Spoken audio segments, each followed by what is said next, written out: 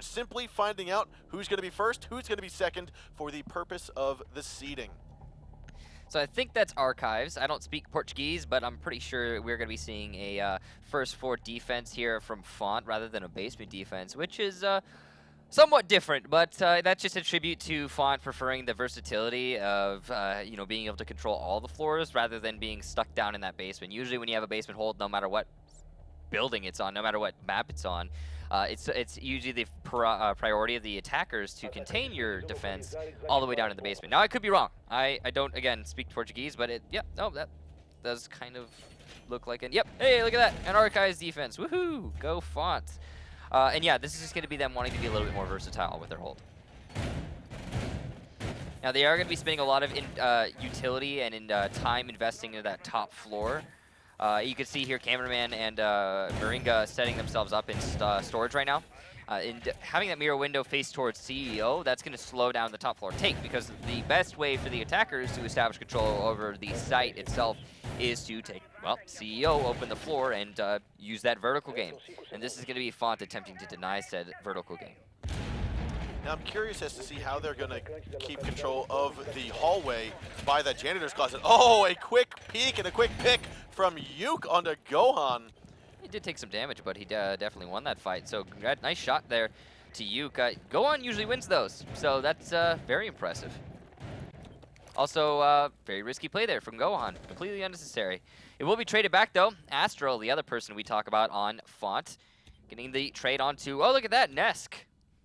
That is going to do two things. One, take out one of the top players on BRK Esports, but also it gets rid of the Twitch and the Twitch drones, and that means Mira and the mirror windows have a lot greater chance of survivability now. Yeah, the best thing you can do with the Twitch drone in a round is arguably kill someone, but that's almost certainly not going to happen. So opening up those mirror windows is basically the best thing you can do. A good angle there by Zig, able to just get the refrag onto Astro. Nice pick there by, I want to say, being a little aggressive there by Astro, peeking on out of the door. Yeah, and again, that unnecessary aggression coming out from Fontt is going to put them at a little bit of a disadvantage. You know, only still half the round to go here, and Fontt is in a 3 versus 4. And that's not good. There's going to be another kill happening from Zig. That's his 2 kill on the round to finish off Cameraman. A 4-2 now is going to ensue with still over half the round to go. They're going to get the diffuser planted inside of B. Last minute is going to be Moringa now that Yuk got a 2K on the round as well to finish off Mav. Now a little tight angle here by Yuk using the cubicle for cover. He's going to stay inside of open area as Moringa comes swinging around from the A side inside of Tellers. He's being very cautious, but again, he doesn't have too much time. If he's going to take out all 4 members and get that diffuser destroyed, he's going to have to do it right now. Now, it's very odd to see that there's going to be a soft wall by elevators. We just saw Moringa pass it. I don't think he has enough time to one-tap everyone and then doesn't. He sees one shot there. It looks like he'll pick him off there, and Nade's going to come on over moving forward. Julio's actually going to move away from the meeting area and pop down the stairs. And unfortunately, there's not enough time here. It does only pick up 1 kill. 1 gets the trade down onto it. BRK is going to secure round number 1. And that's going to go in a 1-0 fashion. Yeah, that was pretty dominant. That attack from BRK was centered around the main lobby. And not much from Fontt was centered around the main lobby. Their defense was primarily focused on the top floor and aggression onto the back alley spawn as well, the main lobby. But again, just very spread out from Fontt. And when you stack up at 3-4 attackers in the main lobby, first main important thing about that take is that the defenders have no way to they don't have any way to flank you. The roam game can't influence that take very easily. The best they can do really is come from the top floor and try to drop down on the balcony, but that can be easily watched. And in this instance, we saw even before the attackers had gotten into the main lobby all the way, those flankers, or what could be those flankers from the defenders, get picked off on the entry. So I don't know, just we saw Fontt put themselves at such a man disadvantage early on, and then that was pretty much the end of the round. Now BRK, they're going to be defending the basement, which is a little bit more standardized. We're used to this as our first bomb site. And I have to say, I think it'll probably work out better for BRK here. And interesting that Fontt was the I mean, they're the ones who tried to bring us to bank, and it seemingly the way they were handling themselves on that archives hold was a little bit half-hearted. It seemed like it might have been a little bit of a gamble, I'll say. Thinking that, okay, BRK is going to go push into the top floor, that's what they're going to push. They're not going to push in from the main lobby. So it seemed like it was a gamble as to saying, okay, they're going to push in this one way, they're going to try, and we're going to you don't gamble on that. You don't gamble on a 50-50 like that. I mean, if you do, okay, that's fine. But if they did do that, if it was just a gamble, okay, we're not going to expect anyone to take from the main lobby. That's a huge risk they're taking, and it ended up obviously not working for them. Agreed, it didn't work out for them, but I'm more inclined to believe that they are going to take a gamble rather than do something half-heartedly. Now here it is, we've got Zig playing the pulse inside of the cave tunnel by servers, making sure that it's going to be clear for the time being. Bomb site again is going to be downstairs. Astro picking up the first kill into Uke from the top of the main stairs.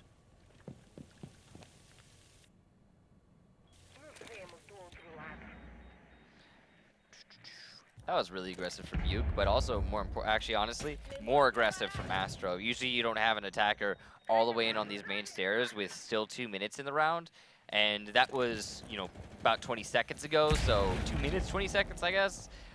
The attackers aren't usually that swift on bank. They spend too much time droning out, which allows the defenders to maneuver. In this instance, not happening.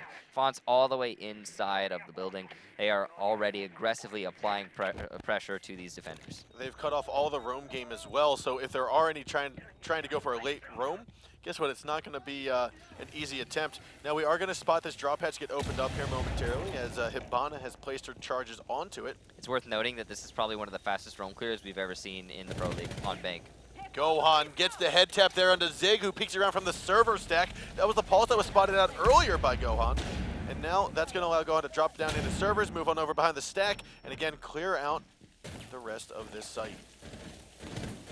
Now you can see one, he's all the way tucked around. I believe he's inside of the B site that's lockers. He doesn't necessarily have a line of sight on the doorway just yet, but there is a small pixel angle which he can hold eventually later on in the round. Well, there it is. Here's this little angle looking on through the wall.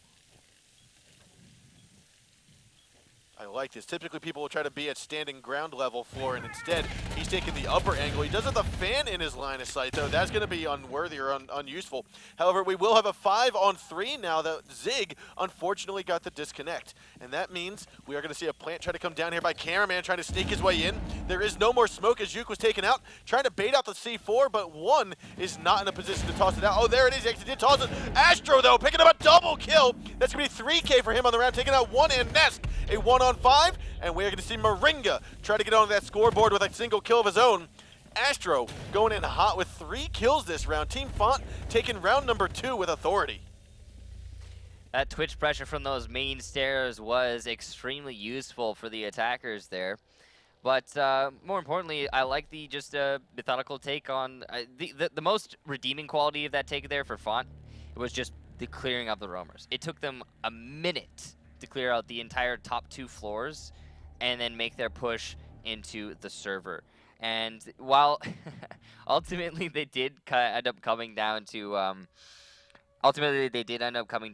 believe it was the last 11 seconds of the round before they managed to clutch it up. It still was, you know, it was a great roam clear, and we don't often see them that fast. I think one of the other faster roams with clears we've seen on bank in the past has been on by flip side on bank. When using that Jackal, though, I mean, that really streamlines it, and we don't see a Jackal here coming out from Fontt. We do not yet, and ladies and gentlemen, we are in a pause state at the moment while we wait for Zig to get back into the lobby. Should be momentary. So it's the dedicated servers that you're hosting off yourself that you can pause on, right? Player hosted. Yeah, player hosted. So awesome feature that we don't have in other regions pro leagues because they're a little bit more, you know, teams are a little bit more spread out and it complicates things. Is that if you player host, then you can actually pause in the middle of the match, which is, you know, obviously very dandy here in this instance, so we don't have to just jump to a rehost.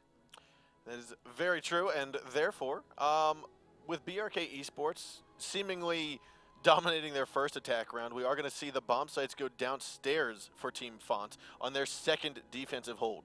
Previously, it was the archives and tellers.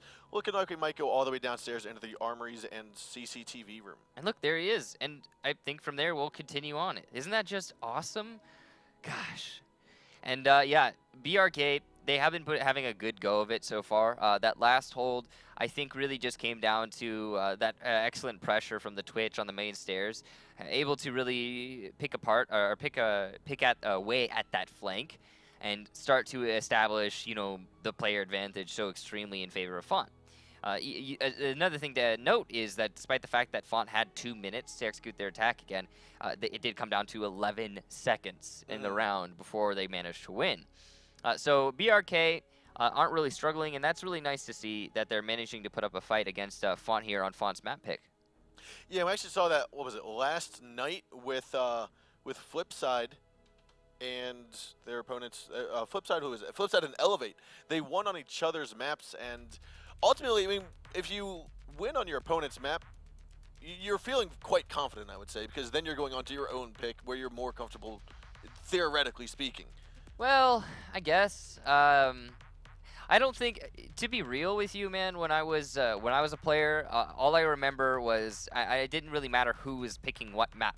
It was just the ban phase happened. I saw, okay, we're playing these 3 maps, and I'm like, all right, got to prepare myself mentally for this map. I'm ready to go. I play it. Got to prepare myself mentally for this map. You take it step by step, really. I mean, there is, I guess, a factor of, oh, we picked that map. Oh, darn, we lost it. But I don't think it really matters too much. I think it's just, hey, we're playing these 3 maps, and let's get ready for them. So, ladies and gentlemen, we are still waiting for that last member to file on into the lobby. Here he is. We'll have to get underway in just a moment. We'll see if it starts on up. But again, Bank, round number 3, we saw the Teller's Archives hold here from Team Fontt last time. They're going to go back downstairs to the basement, which arguably, after watching that first round, should have been what they did round number 1.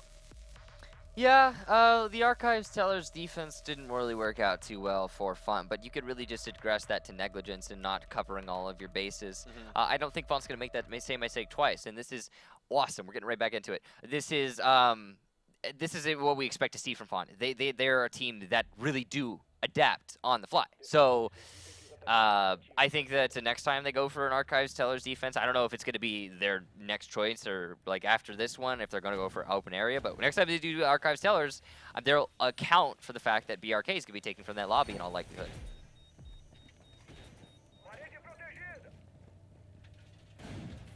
So generally with a defense hold on the basement, we'll see 4, sometimes 5, all 5 drop hatches reinforced.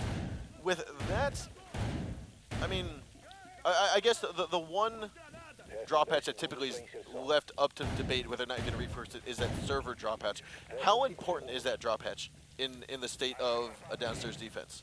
Okay, so there's 2 different ways to deal with a server or a basement defense. Oh wow, there's there are so many ways. But on the note of the server, you can either hold it as a defender or you cannot. And if you're going to hold it hard inside server, first of all, don't really recommend that. But if you are going to do that, then sometimes it can be helpful to reinforce the server dropdown. But also, you don't really need to. It doesn't lend you too terribly much. More importantly, the attackers, if they want to take server, they are going to take server. There's not a whole lot you could do to stop that. There's not some, I mean, maybe there's a special mirror window, but we haven't seen it yet. And so, for the most part, server ends up getting forfeited 9 times out of 10 by the defenders, and I think it's happening right now, where the defenders will just, gonna just give it away to the attackers because they don't want to bother losing a player. So, if you open as a defensive team, if you open that drop down, it means then you can later go for that flank and kill any of the attackers, positioning themselves in server, going for the take into the bomb site. Now the drop hatch inside of the B site, inside of the CCTV room, or sorry, the A site, is already opened. Now I don't recall. That's weird. BRK Probably just for already rotation. getting in there. Probably just for roamer rotation. Although, I think I think we have probably everyone from Fontt already on the bomb site. Yep, looks like it. Maybe they had somebody playing aggressively upstairs earlier, and they just were like, hey, you know what? We can rotate off this now. But that's not usually the rotation drop down. You know, if you're gonna pick one, maybe elevator. Although we don't usually see a rotation drop down, to be real. Yeah, I mean, generally it's you're staying and wasting as much time on the top 4 roaming away. I think in this instance it might have just been BRK being really extremely quick with their roam clear. Same with, similar to Fontt, and just getting the drop down open real fast. I like what Fontt has done with that wall, that server wall. They've opened it up, but not so much that you can move through it. And because of that, you have to use a sledge to open up the wall or an ash. Now, Nesk will pick up that kill into Astro for the first kill in round number 3. And that's going to be a very important kill, we'll say, taking out the Jaeger as well as it being Astro. The garage wall has been opened up, and in contrast to the server wall being opened up, that's not a good thing. That's actually pretty bad for the defenders. It means that they cannot utilize red hallway to defend A, which is like the main pivot point for defensive A 9 times out of 10. Now, Moringa does realize that there's someone inside of the garage. However, Uke will pick up the kill. I want to say that might have been from servers. We'll have to see. Oh, yeah, that is. Servers killed. Uke picks up another one. Cameraman's now got his back over towards Nesk, who was taken out earlier. Diffuser does get planted, though. That's going to be inside of the CCTV room. A 2-on-4 as Julio's going to hold down the flank. Gets the headshot there into Echo. And that's going to be the last man standing of Gohan. He tries to go for the rush. The 5.56 from Zig will then just annihilate him. And that's going to be Team Fontt unable to get this round number 3. It's going to be 2-1 in favor of BRK Esports. So Fontt went for an interesting strategy that we don't see often with defense teams, which is complete openness. Now, in theory, complete openness is supposed to be to the disadvantage of the defenders, right? That it lends them less choices for just holding out and staying alive. But in reality, that just means that you're going to be playing a much more aggressive playstyle as a defender. You can play the game as a defender the same way you play the as an attacker within the confines of the building, in theory. And that's, I guess, kind of what Fontt was going for there. They were trying to challenge every single angle. And the problem with that, then, is that if you challenge those angles, you have to win on them. And they didn't. They lost all of their fights. They opened themselves up to every single fight, and they didn't deny a darn thing. So, yeah, BRK came out on top. Yeah, that's Team Fontt's second time defending, and second time in a row we've seen walls that are seemingly should be reinforced that are left unreinforced for the purposes of trying to get a better line of sight.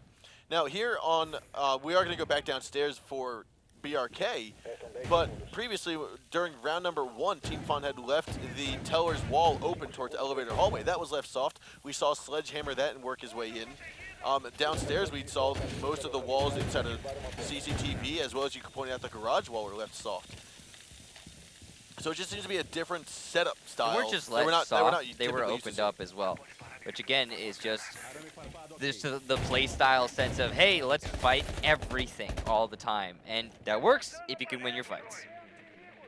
It's really quite that simple.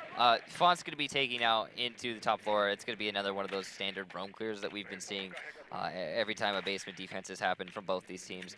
Fontt's been a lot faster at it though. Oh my gosh, have they been fast. I think it's slower this time. Yeah, it's ironic they're taking it a little bit slower, but Gohan's going to be the Jackal, which is typically used to make it quicker. Let's bring the roam clear streamlining operator and then slow it down a little bit. Now, Nesk is going to be inside of Garage. He'll likely be spotted out by Astro. Last round, they actually got into engagement, ultimately in the favor of Nesk. And I think Astro might be looking for some revenge here. He's setting up to potentially push down this way again. So the Moringa's going to keep an eye and move his way over towards the open area, looking to get some draw patches. 1:40 left on the board, and still the attackers are working their way, getting set up for the push.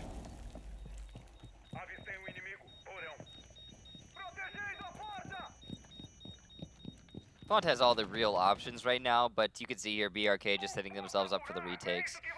They do have a heavy presence inside of the garage, which is abnormal.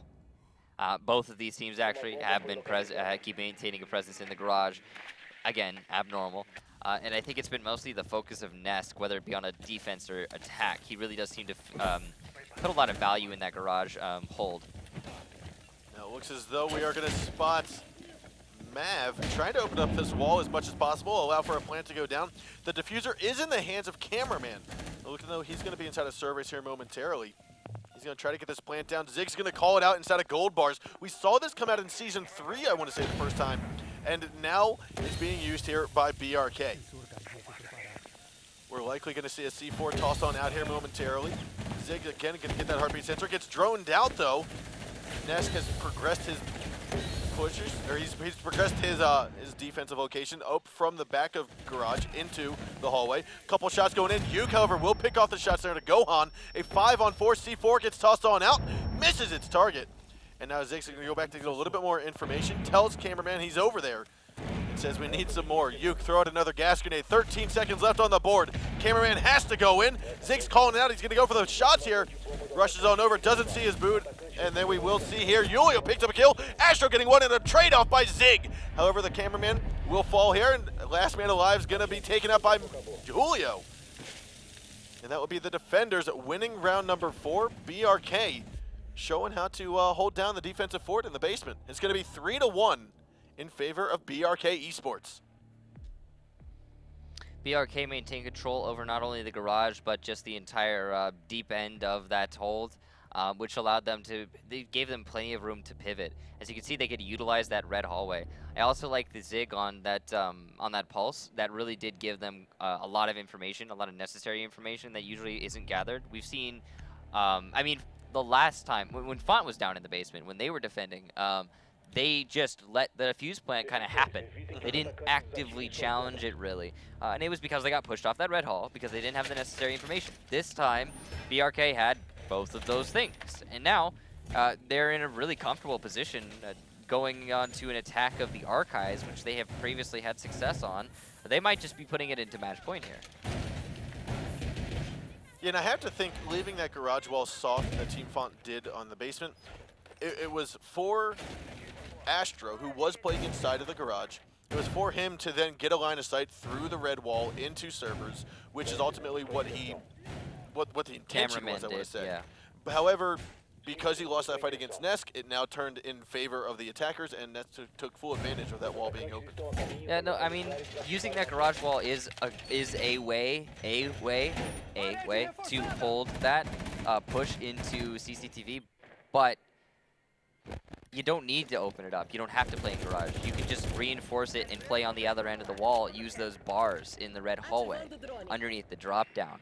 I mean, it's really hard for an attacker to establish a visual on you from that drop down if you just play directly underneath it. They have to vault on the desk to do so, or skirt along the corners of the drop, and that's so easy to win that fight as a defender. You just look up, and you have the advantage perspective-wise. So, I don't know. Seems unnecessary from Fontt. We'll see if it works for them next time they go downstairs. Now Nesk is going to be out here on the exterior garage, looking in through typically what would be considered a glass spot, looking in through the lobby windows, covering the top floor rotations. Yeah, it doesn't really matter who you play up here. I mean, as long as they've got an ACOG and bullets. Or, I mean, even you could do it with a hollow, but that would be difficult. He's going to end up coming off it as he doesn't see anyone. That makes sense. Sounded like a one-tap there for Astro. Nice kill there. Onto one. Astro will get spotted out. He's going to rotate back behind the desk of this front lobby, or front reception office. Nesk going to take his drone up here, realizes, okay, one drone died. Let's see where he moved off to, rotated, and they'll potentially be pushing in momentarily.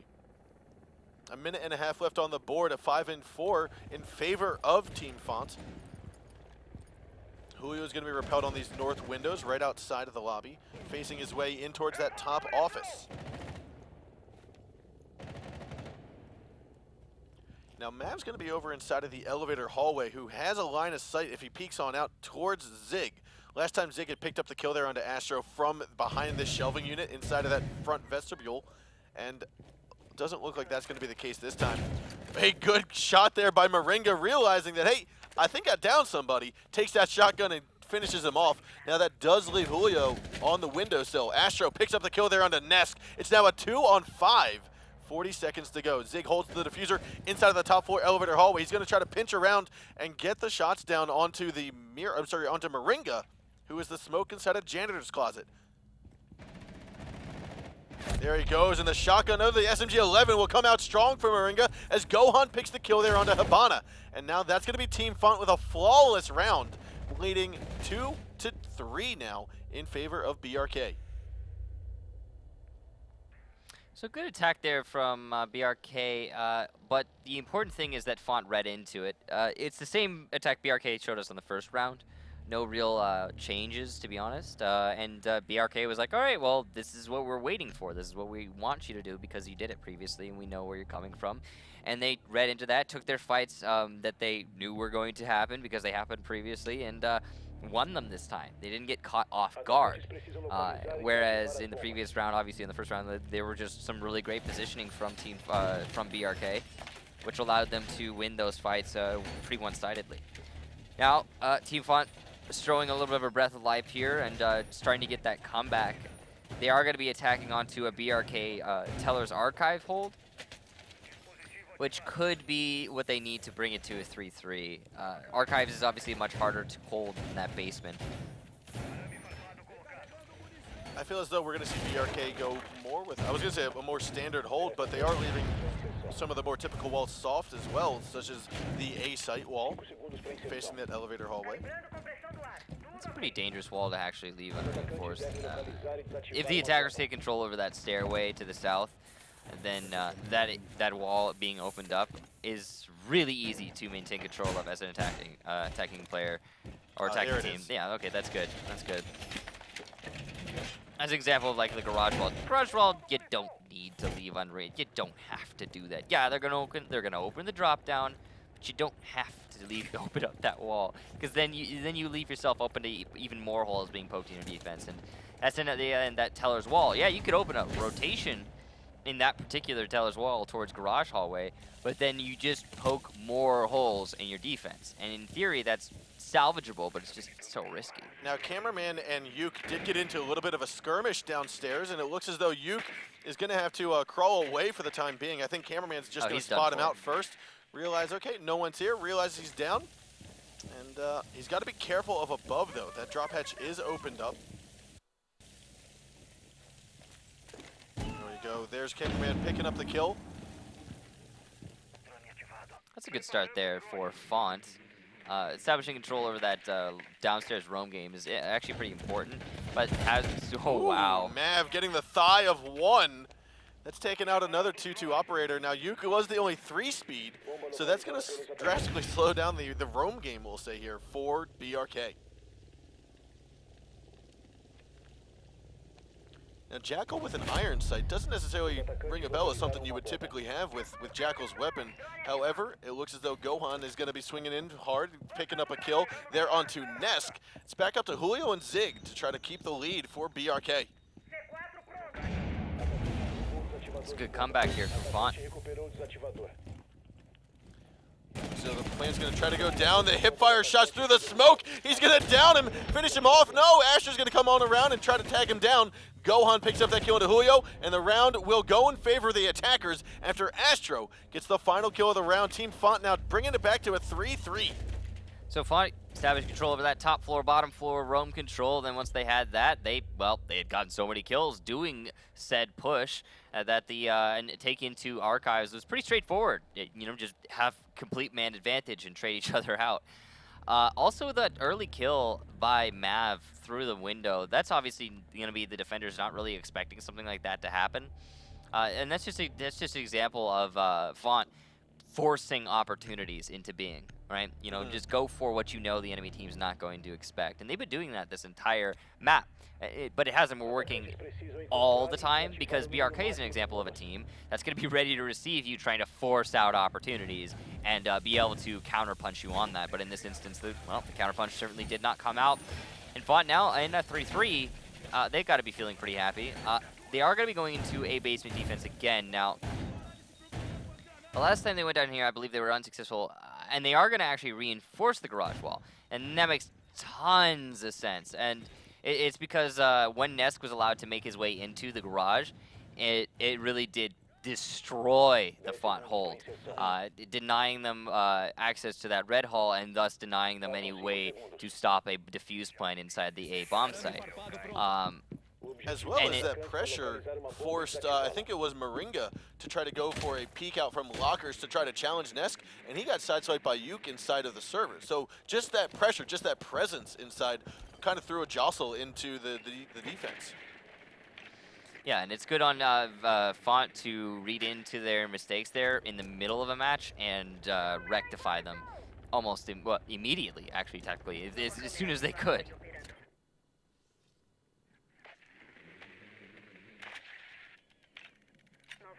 Now we are witnessing BRK try to drone out the top floor. However, Gohan is going to stay away. He's going to be still topside in the, we'll call it the front office of those main stairs. You can see one taking a few moments to look for a Valkyrie camera tucked away inside of the servers. Astro also roaming around. There are 2 roamers here still left uncontested for Team Fontt. That's really big. If they're able to stay alive for another 40 seconds and keep their presence up, then it will probably be a Fontt round, assuming the anchors don't die in that span of time. Because one of the problems inherently with roamers is that you take away so much manpower from the site itself, from those anchors, and it puts a lot more Zig pressure is actually on in them. sight right now. Moringa's going to spot him out on camera, tag him down. That's going to be Diffuser following as well. Tosses out a gas grenade and says, hey, I've got the Diffuser. And that, unfortunately, was a bit too much of a slow spot for BRK. That was a really bad read there from BRK, forcing their way into the all the way deep into A. Not sure what was going on there. That's not usually where you want to plant to the diffuser. It's too risky. It's too exposed. And I get the fact that they realized it was very light with the presence of the defenders. Why not plant default, though, is the question. They couldn't. The wall had been opened up enough that they couldn't. They were trying to do it sneaky, I would say. So that's why they didn't see smokes, you didn't see flashbangs. They were trying to go in very sneaky, and unfortunately it just didn't pay off as the poor timing. Now you will see this get opened up. Gas grenade is going to come out. That's the first of 3. 50 seconds left to go with a 4-on-5. Now they will have to run in there through the barbed wire. Now Ash should be looking to utilize that breaching charge or breaching round to get rid of the barbed wire. There we see it. He's got to run in, grab the diffuser, back on out to default and go for the plant there. However, Gohan and Astro both taken out of commission.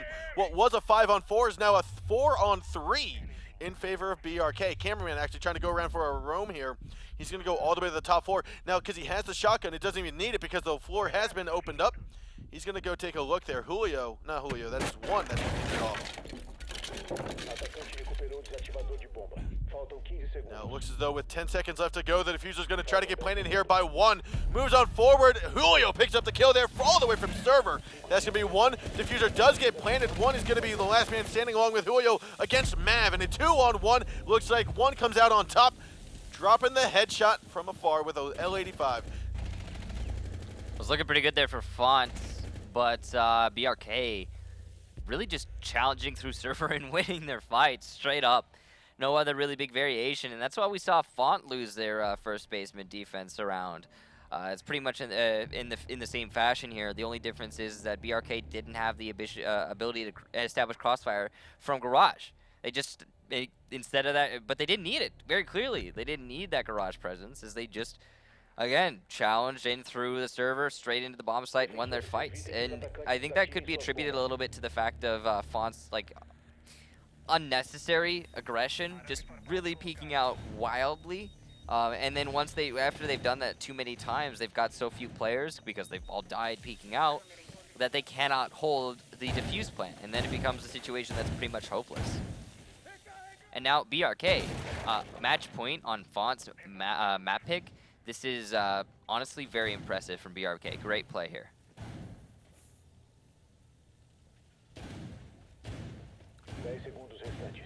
So downstairs is where the bomb site is going to be, and again we're seeing all the drop hatches reinforced, even the server one, which leads me to believe that we will be seeing Zig stay there for the time being. Now last time he rotated around and stayed inside of gold bars toward the end of the round, narrowly missing a C4 toss.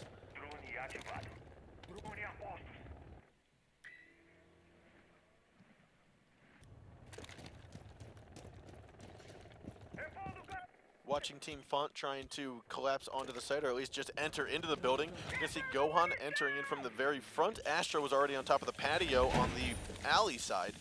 He typically enters in through the double windows of the stock room and then progresses in through there.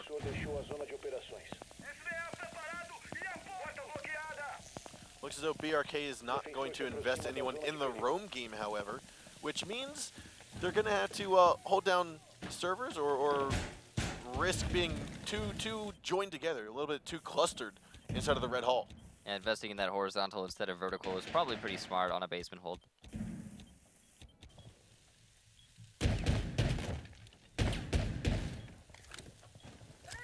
Huh. Astro going to be pushing onto these main stairs yet again, and he's going to be conscious of Nesk playing inside of the garage. Nesk, again, one of those players that has been applying so much value to the garage hold or take. Whether he be on attack or defense, he tends to try to flex his muscles into the garage, and he's been doing a pretty good job of it so far. And Moringa's going to try to hold the push-up from the main stairs, as we also saw, I believe it was Ash, that was Gohan holding the angle for Cameraman to open up the server drop hatch. Now, it looks as though Pulse will still be in server. Does he hold hard? Is he? He is not. Yeah, he is he's actually. Still holding hard in server. He's still hard in server. Not anymore. Welcome back, Pulse. Oh, no, it looks as though Astro's going to say no. Takes him on down as he tries to rotate back over to Gold. Wait a minute, Astro just went from main stairs all the way into the A bomb site, completely threading the needle between 4 attackers. Sorry, 4 defenders. No idea how that just happened, and it's going to be one of the things to watch and rewatch how it happened. Julio, however, is going to stay safe inside of Gold Bars. He's got his yokai. He's going to be inside of the B site. Inside of the A site here. And you can see that it looks like it might have been taken out of commission. Another shot coming in from Yuke, right behind the reinforcement. Astro will be the eater of those bullets.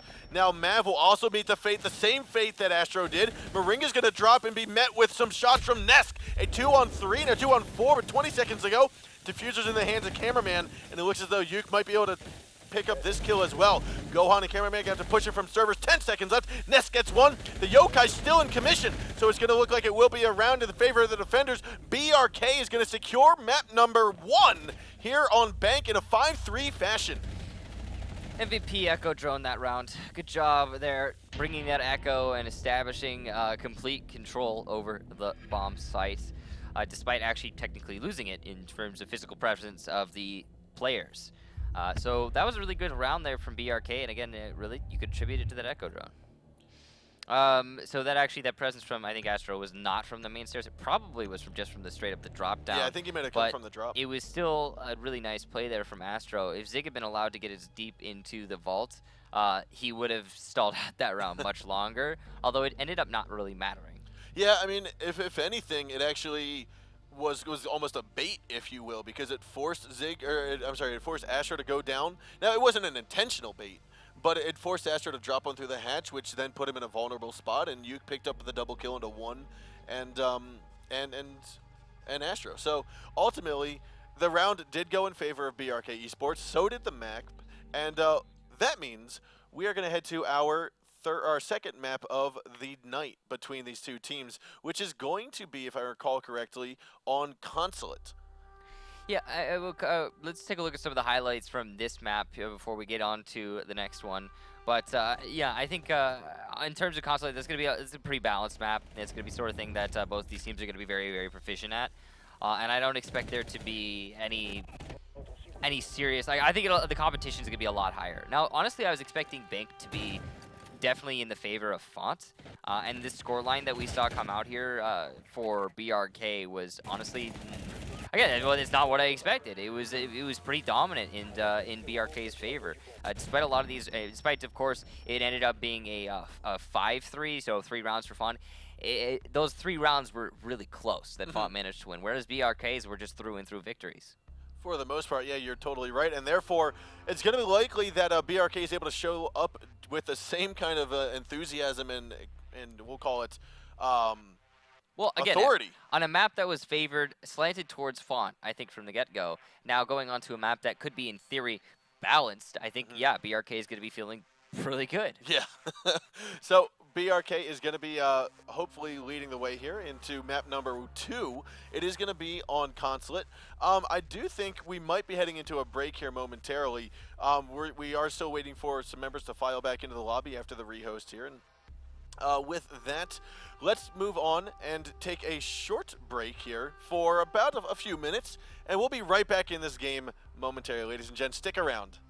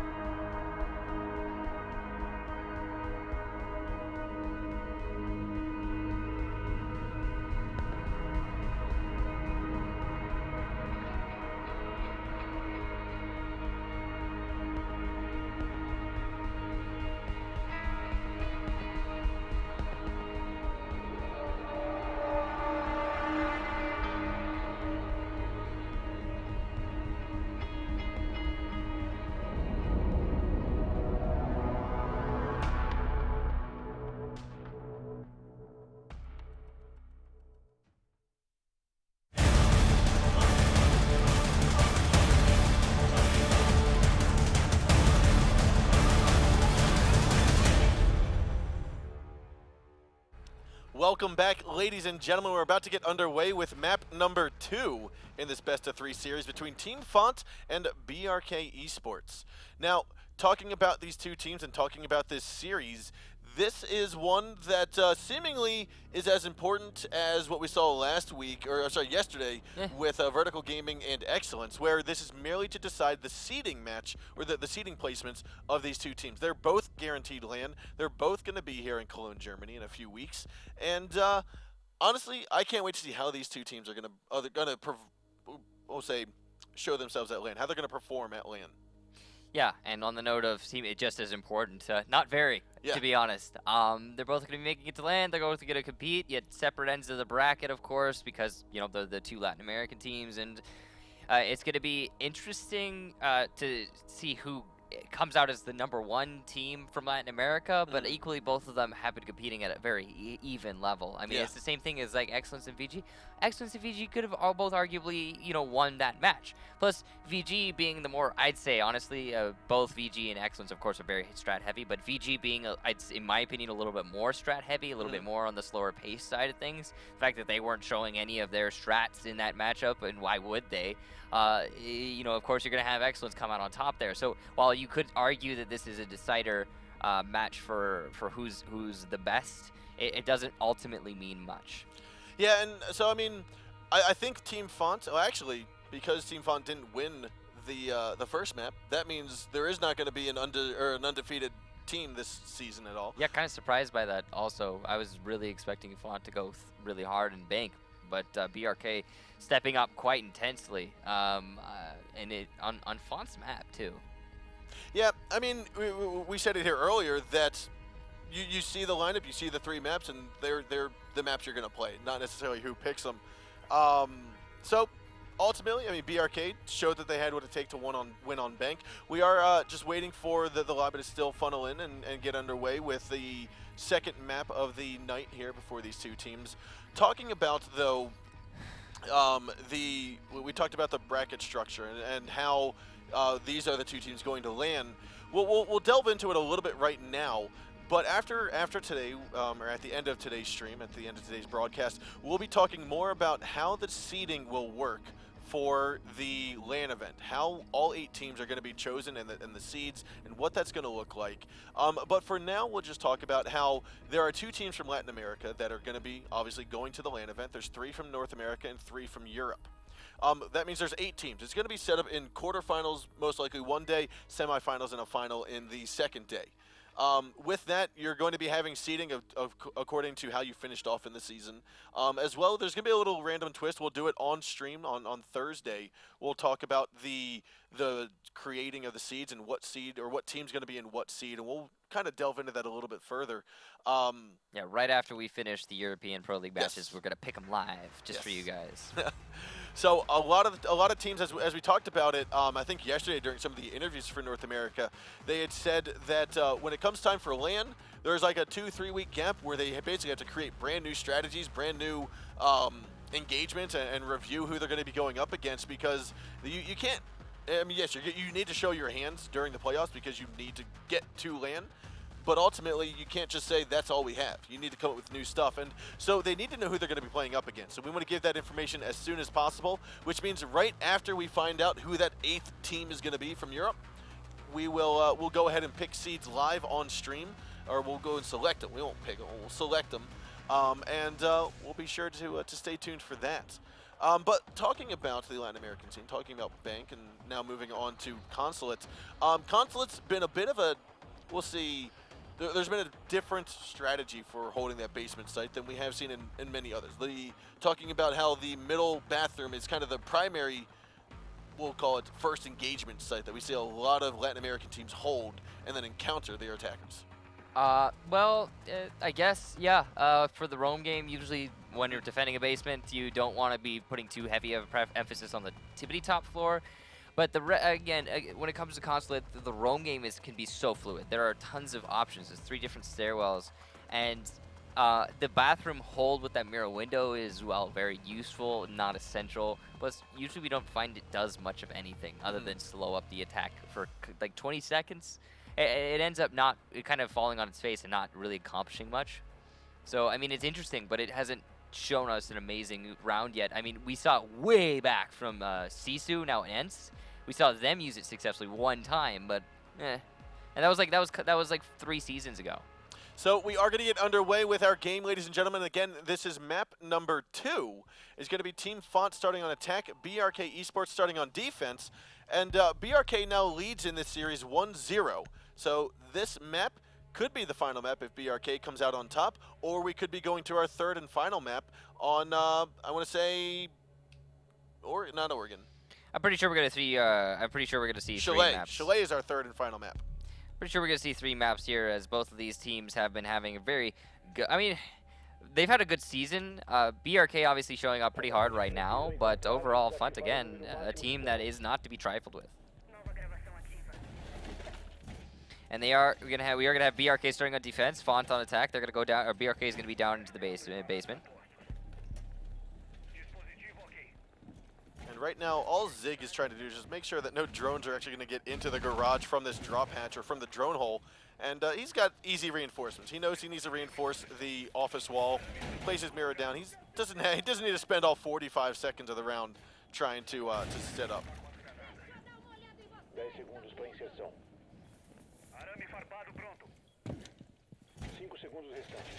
Curious to see where all of those mirror windows are going to be finding themselves. You got one on garage standing position in the middle panel, as well as I believe the first one was placed down in the office facing towards garage. So pretty standard. Actually, almost entirely standard, especially for, like we talked about, for this particular for the Latin American scene specifically. This is what we've been seeing from them pretty continuously throughout this Pro League on Consulate.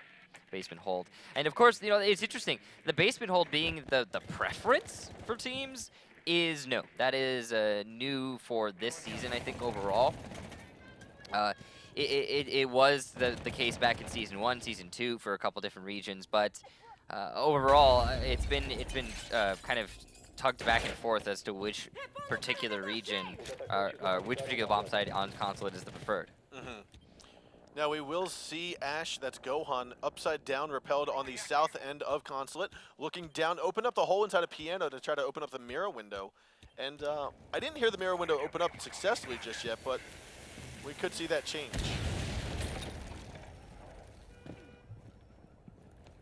No, it has not been opened up yet, and I don't know if we'll see Gohan try to move over. There it goes. It does get opened up successfully by the Twitch drone, which is Astro's drone. Oh, and as he moves away from the corner, Gohan's there to pick off the kill. Wonderful shot. I actually don't know how he saw that. Likely just to spray through the, just kind of like a pre-fire or something like that. But whatever the case be, it was a good shot. Good job to Gohan, putting his team in a slight advantage here, just to start this round off. Still quite a lot of pressure that needs to be applied, though, as Fontt's inching their way in through this garage. Also trying to take control of that vertical, but they're going to have to contest Uke to do that. Now flashbangs are going to go in towards the back of Van, as we just saw Gohan toss them on out. Astro trying to hold on to the window by Piano, basically making sure there's not going to someone rotate down through the yellow stairs. Nesk is going to get a really, the broad side of these attackers as they push their way in, but it's on him to hit the shots, and as you can see, he's not going to get the final one on camera. He's going to try to, however, the C4 from 1 comes and takes out the diffuser planter. Uke will be traded down by Astro, though, and a good frag. Moringa's, however, going to be on the other side of the mirror window. Gets spotted out by a drone, Ooh, comes on over, timing. gets the kill there on the nest through the pipes. Now 1 will be taken out here by Gohan pushing on in. Gohan then gets traded out by the bearing 9 of Julio. He's going to be the last member alive for the defensive squad. Inside the office, he'll go take out Astro, coming in through the main hallway. Gets back onto the yokai drone, stops the plane from going down. And it looks as though here's 7 seconds left to go. And I think he's got one more shot left in the yokai. He's going to try to stop this from Moringa, misses it. Does he have it in time? No, it actually gets destroyed, and that means Julio needs to go aggressively for it. He's actually going to tap him through the black car, and Julio picks up the kill. BRK securing round number 1. So that looked like it was going to be a Fontt victory there. They had control over the main garage wall. They also took control of vertical, and they were taking apart BRK players one by one. in establishing full dominance, but just some excellent echo play there from Julio is going to deny Fontt one whole round. And that's, I mean, that's the same echo play we saw win just the round prior on Bank, that final defense basement for BRK, which ended up winning them the map. Now we are not going to see the echo play come out from Team Fontt. Instead, they're going to opt to go with the mute jammers. Man, I remember when Echo came out and everyone was like, it's useless, rah, rah, rah. And you can see now, I mean, like, he's been finding a lot of really useful situations in the Pro League so far. We've seen a couple good spots on Cafe coming out from Bittersweet. I remember Dave had played the echo and tossed it up onto the window of the Cafe. Did you know Dave retired? I did hear that. Yeah, it's unfortunate. Good player. Cool guy.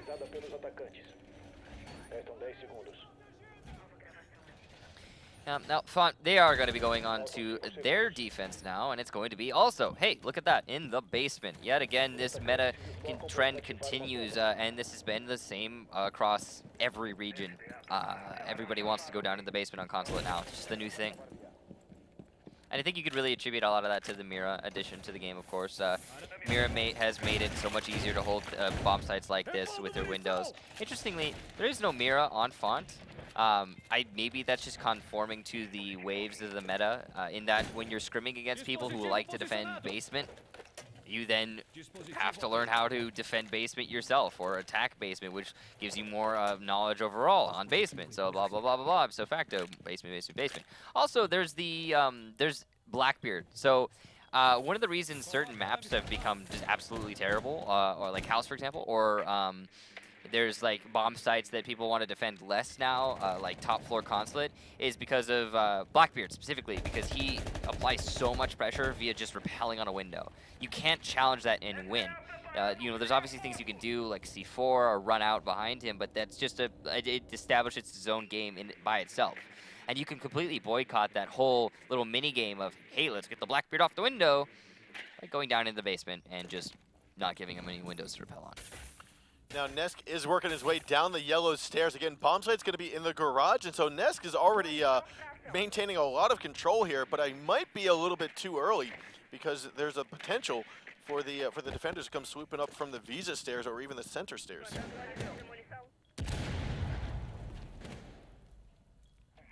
Looks as though we will see the wall get opened up here. Right above the site is going to be the breaching charges. Julio is able to be on the repelled on the window still, might be able to see a couple shots. Moringa's still going to play a very similar spot to where you would if you had a mirror window. Instead, he's just got to go for the blind fire, possibly using Valkyrie cameras as his information. Oh, and that's going to be a good kill here from Nesk, forcing his way into the middle lobby. That's vertical control now in favor of BRK. Pressure's going to start getting applied through this floor onto these anchors. Go on, starting to get the refrags though through the floor. So the thing about floor, the vertical pressure, is it's a two-way street. And of course, Yuke's going to get that refrag, but that's a really good kill, taking out a Nesk where he should have just straight died. Good job to Gohan.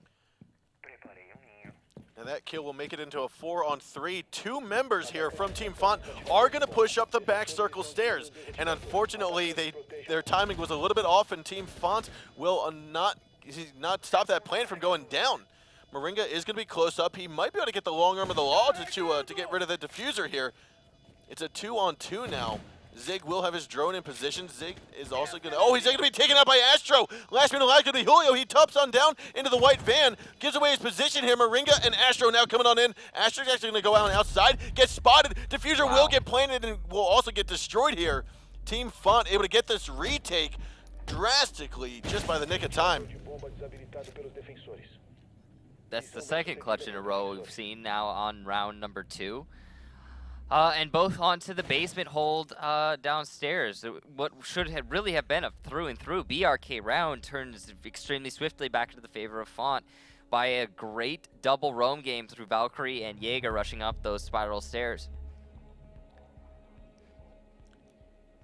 Now Fontt going to be going on to their next attack, and I'm guessing we are going to be seeing a garage yet again from... Oh, actually, maybe not. We'll find out. Again, I do not read nor speak Portuguese, so I'm not sure where BRK is going right now, but here we go. It's going to be first floor, it looks like. Oh, look at that. There's a little bit of different defense there from BRK. I like that. So despite the fact that, or they did win the basement hold. That's right. They won't be going down up. They won't be going upstairs, which is, again, that's a little bit more of a conformity to the meta. There's this sort of thing is most teams have been favoring this basement hold and the first floor hold. Almost nobody's and it goes upstairs anymore. And again, I do think that is mostly to do with operators like Blackbeard. I mean, you can see here, but Moringa bringing that Blackbeard to the field, and you get him onto a Windows, and he has so much power. Get him onto the A balcony, so much power. He cuts off that connector. He cuts off the A site itself. He cuts off even further out of the connector into the B bomb site, into the hallway. You know, if you get him on the B windows, equally, he can cut off the same pretty much angle. Nesk is going to start us off with a nice spawn peek onto Mav. That's a good start there for BRK. A good little hidden ADS there.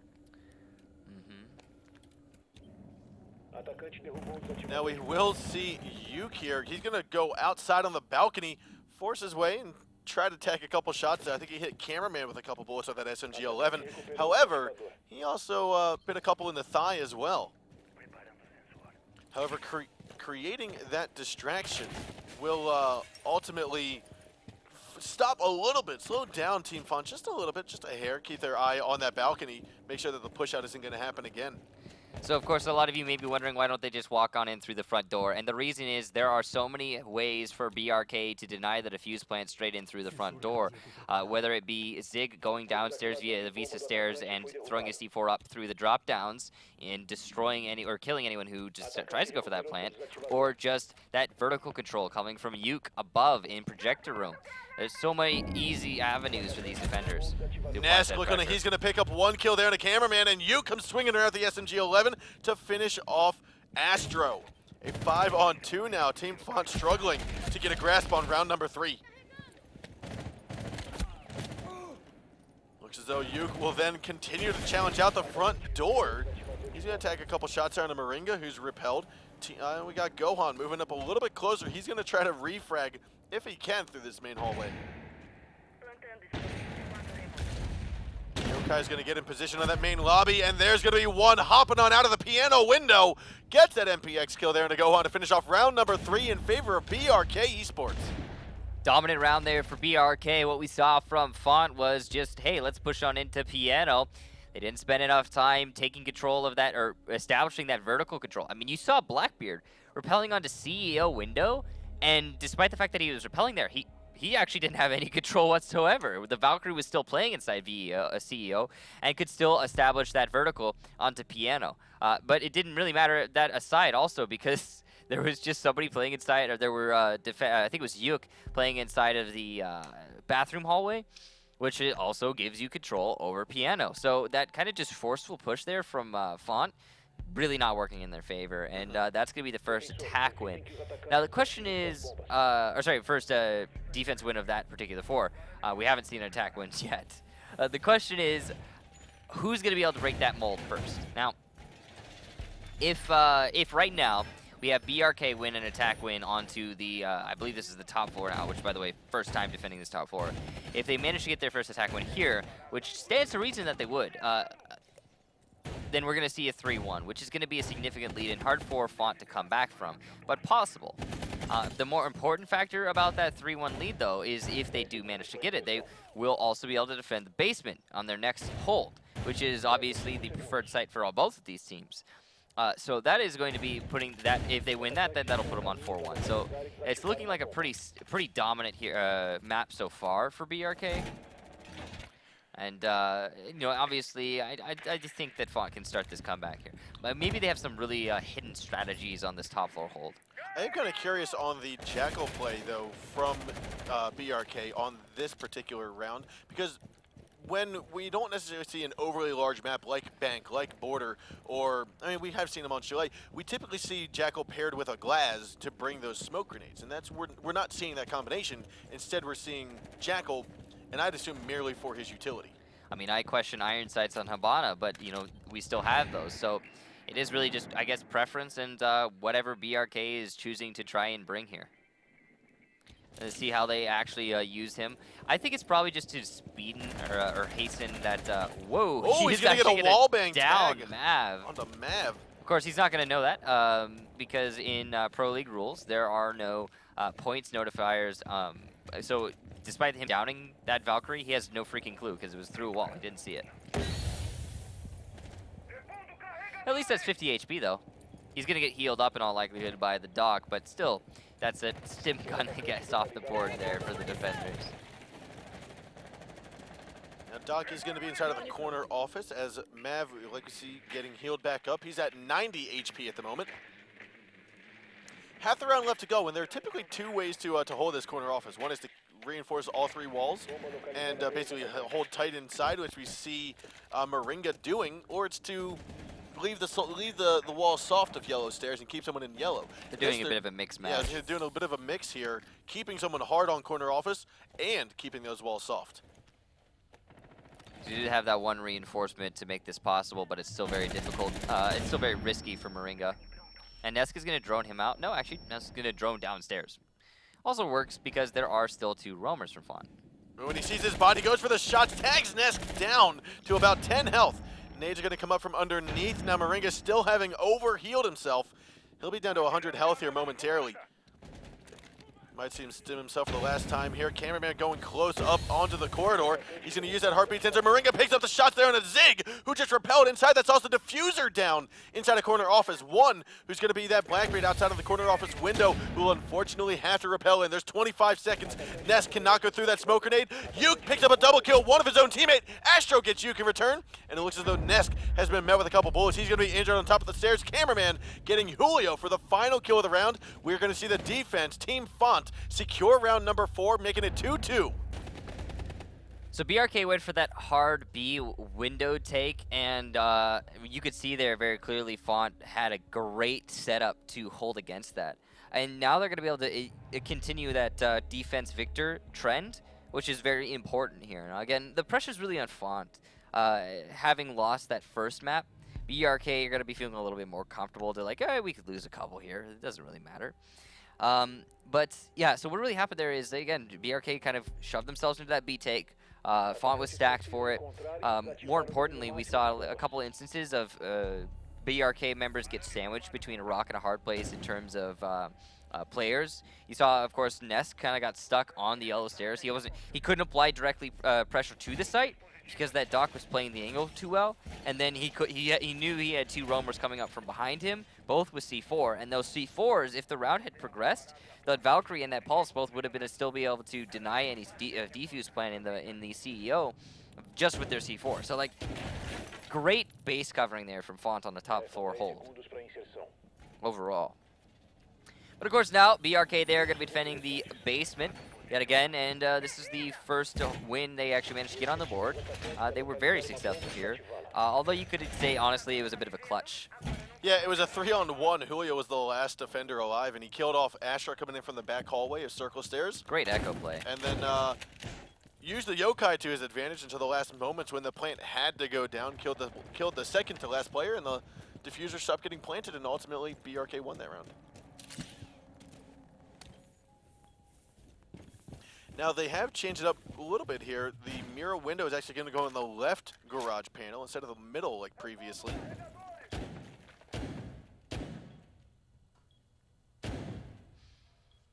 This is not going to change too much, to be honest. I question this mirror window in its entirety. Ooh, Ness going to try to challenge this. All he needs to do is tap one shot. No, Gohan's going to spot him out. Ooh, Bullet's going to come in from the corner office window. And Nesk will now be stationary. He's going to have to stay put for a little bit. A couple shots going in from Gohan from the balcony window. Forced Ness to drop on through the hatch. He's going to have to whimper away with about 50 health remaining. Surprised he actually made it back at all. But the fact that Yuke has lost his life upstairs, that is going to be pretty bad, especially considering he basically wastes no freaking time. Now Mav, I believe, is going to be holding onto the diffuser all alone in the back of Visa. I think Cameraman's also going to join him here momentarily.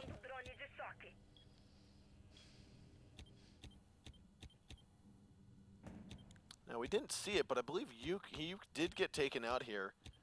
To see who that was by later on. However, a 4-on-5 now, less than half the round remaining. Astra's going to come in from the circle stairs as he did previously. And aside from getting the mirror windows, he also needs to keep an eye out for that yokai. He actually spots it and he zaps it. That's going to be a tremendous beat here. Oh, a double whammy. He also grabbed the mirror window there. That is going to be one of the most beneficial Twitch drones you've seen in a long time. And then he gets a freaking Valk cam. Wow, Astro, just clearing out that utility. A lot of people are probably underestimating the usefulness of what Astro just did. However, he just defanged an entire defense. I mean, we saw that the first round, BRK only won because of that mirror window and that echo drone. That's the only reason they won that round. And now, a man down, 25 seconds to go. We are going to see BRK Esports try to hold down the fort. They lose another one. Zig being taken up by Mav. Julio's going to get injured as well, be removed here. Moringa is going to pick up a kill in the nest. Last minute alive is going to be one inside of the middle office. Gohan's going to go for the fight, and he actually comes out on top. And that is going to be actually Mav picking up that kill into one with the headshot all the way from yellow stairs. That's going to be Team Fontt now securing the lead 3-2. It doesn't look like BRK is having a very good go of it here. They've had some pretty dominant seeming rounds that have slipped away, and then also rounds like that, which just absolutely Fontt are on the advantage. I like the adaptation there, the adjustment from Fontt coming off of that garage take and just going straight for an archives hall take. But the most important factor there, the reason that worked for Fontt is because they were able to put themselves in the man advantage early on by taking out Yuke on that roam. If they hadn't been able to do that, if Yuke had stayed alive or gotten a kill or done anything other than just straight die, waste of time even, then it probably would have been a different story. That whole round in its entirety. Because the problem with doing the take that Fontt just did is always, it comes back to the fact that you're shoving yourself into two different lanes. But because BRK, again, lost those people on the roam game, it didn't matter. Now, BRK, they're going to be the one attacking onto a basement hold, and this might be match point for Fontt. Faltam 10 segundos. Faltam 5 segundos. They are seeing currently, as the round begins into the attack phase, a 4-1 split with 4 roamers. That might change here momentarily as some players want to get back onto site. There we have Pulse returning. That's going to be Gohan. That's leaving 3 members, Mav, Cameraman, and Astronaut. Cameraman just got back on the site as well, leaving them upstairs in a slight roam game, we'll say. A little bit of some late barbed wire getting placed down. Previously, we had talked about how if there's no barbed wire on those stairs and the attackers realize it, it's going to be very tough to hold those yellow stairs.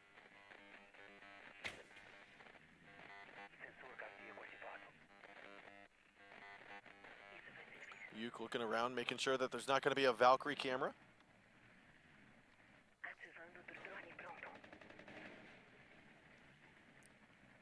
So right now, just a little bit of a slow progression from Yuke and the rest of his team, trying to make sure that it's all clear. The roamers have all fallen back to site, which is, I gotta say, somewhat of an odd. We typically do see some roam game here coming out from the defenders, and that's not what we're seeing here from Team Fontt. They're playing a little bit safe. I think they really want to confirm that that match point. When you put yourself on match point, you put yourself in a tremendous heap of confidence. And if they're able to, just lock it in here, they're going to probably win the map. And I think this passive play is just indicative of the risks associated with this map overall. I mean, you have to factor in that if Fontt lose this map, it's over.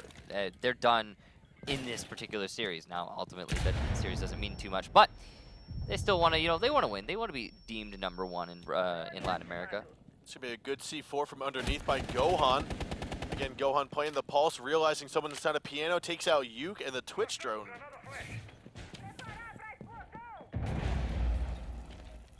Now 60 seconds remains, a 5-on-4. Gohan still utilizing that heartbeat sensor, trying to figure out where BRK is going to be situated for this push that's going to come through in the next 45 seconds. Yeah, time's really ticking away here for BRK. Oh, whoa! What a shot from Cameraman! All the way from this back corridor onto the head of Zig, out by the left stairwell through garage. with a holographic scope nonetheless. I mean, with an ACOG, they'd be like, yeah, that's a pretty good shot. But with a freaking holo? Nah, that was insane. There's the last of 3 gas grenades coming on out from Moringa. That's going to stop Ness from trying to push down the yellow stairs. There's 20 seconds to go, a 5-on-2. One realizes that he's got the diffuser, but there's not enough time for him to do much about it. He's going to have to push in through yellow stairs. There's no time for anything else. Ness picks up 1 kill, moves on down. And unfortunately, one will grab 1 kill before he picks off the shots down to Nesk. One will then fall by Astro. Astro picking up a double kill to finish off the round. It is now match point here for Team Fontt. Yeah, looks like we're going to see map number 3. Good job to Fontt so far. They've really stepped up their dominance on Consulate. We've seen some close victories from BRK, but every victory, like these later victories in the end of this map, have been completely dominant in favor of Fontt. Now that started to cascade, obviously, that last round started to cascade for Fontt with that initial C4 kill. And then off of that C4 kill, the roam presence really taking out the attackers as they push in. That shot from cameraman all the way outside garage. I mean, again, things like opening up the floor, opening up garage, that's a two-way street. The attackers sometimes forget about that. And Fontt just challenging that two-way street and coming out on top of this round. Killing people just sitting outside garage. Now, the basement hold is this is gonna be the second attempt here. Well, sorry, technically the third attempt, but the second attempt after losing that second overall. And they really need to make this one happen. BRK's got to push this forward if they want to get overtime. Obviously, they have to win this round, but they need to somehow make it so they're winning a basement hold that is not dependent on a mirror window and an echo. And as a response, as a result, they're going to bring neither a mirror window nor an echo. They're going to just completely stray away from that strategy. So it looks like we might see a little bit more of an aggressive sort of play style here coming from BRK. And I think that really is to do with the fact that last time Fontt attacked onto this, they came from the archives instead of from the main garage. And that's likely to be what happens yet again. As you see here, the majority of the attackers spawning on the south side of the building. The east side of the building, as contrast to the west side of the building. Or the northwest, technically. There is no direct west spawn.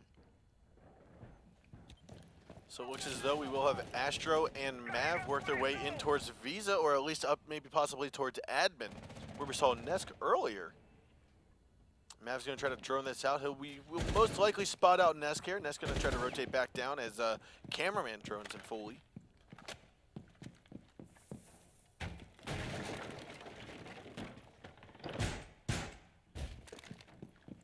Now, here we go. We are going to witness with 2 minutes left to go, 2/3 of the round.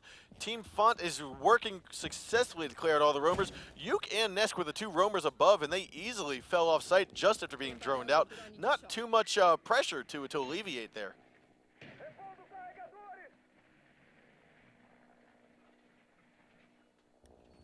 Astro still working his way down these circle stairs.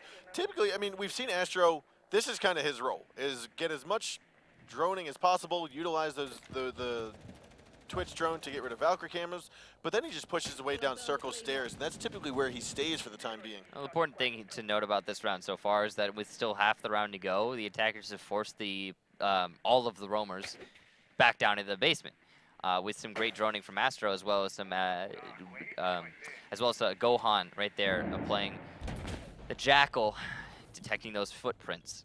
The little feetsies, and forcing these anchors. Well, it's these roamers to re-anchor.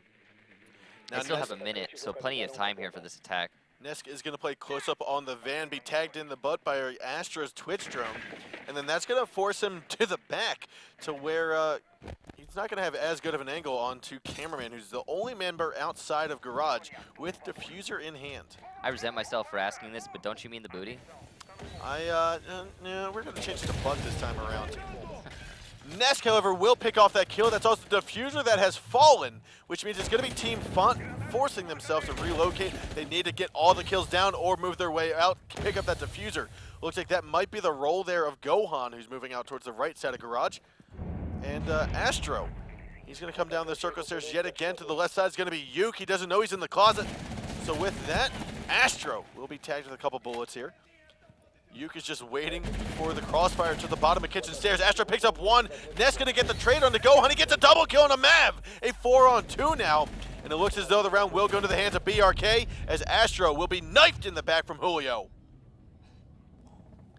Great hold there from BRK. Unfortunately, because Fontt was unable to get any kills on the roam game, once they started their push into the bomb site. Now, this is what we talked about before. You're forcing yourself into very small lanes, and without the man advantage, yes, you can get those refrags, and we saw some great attempts at that, but there's just one extra defender here ready to get their own refrag, and because of that, BRK puts themselves one step closer to overtime. But in order to get that overtime, they are going to have to win an attack round. And I think that it's going to be a Fontt defense at the top floor. Yep, this is going to be top floor. They picked the dock like they did previously to stay inside of the corner office with the soft walls on yellow. So BRK's got to really show us some next level changes in their strategy, because the last time they attacked this top floor, it was so one-sided in Fontt's favor. If they are not able to make next level, like some serious changes here, right, they're gonna lose this round. If they attack them the same way straight onto B, that it's almost certainly not gonna go into. It's almost certainly gonna go into the favor of Fontt. Now, it's unfortunate here that we are still seeing some members from BRK struggling to get on the board. Now, we talked about KD and how it's not necessarily a defining factor, but you still need to be picking up some kills for your team. Yeah, no, you definitely need to get some kills. I mean, we saw I'll not reference specific names, but we saw, Elevate, despite they beat Flipside. Yeah, right? They won their spot to LAN yesterday. And they still had in the third map a guy dropping a donut. It happens. Everybody playing in these teams at this level are very good, and people who drop donuts, they're very skilled players. But we all have bad games.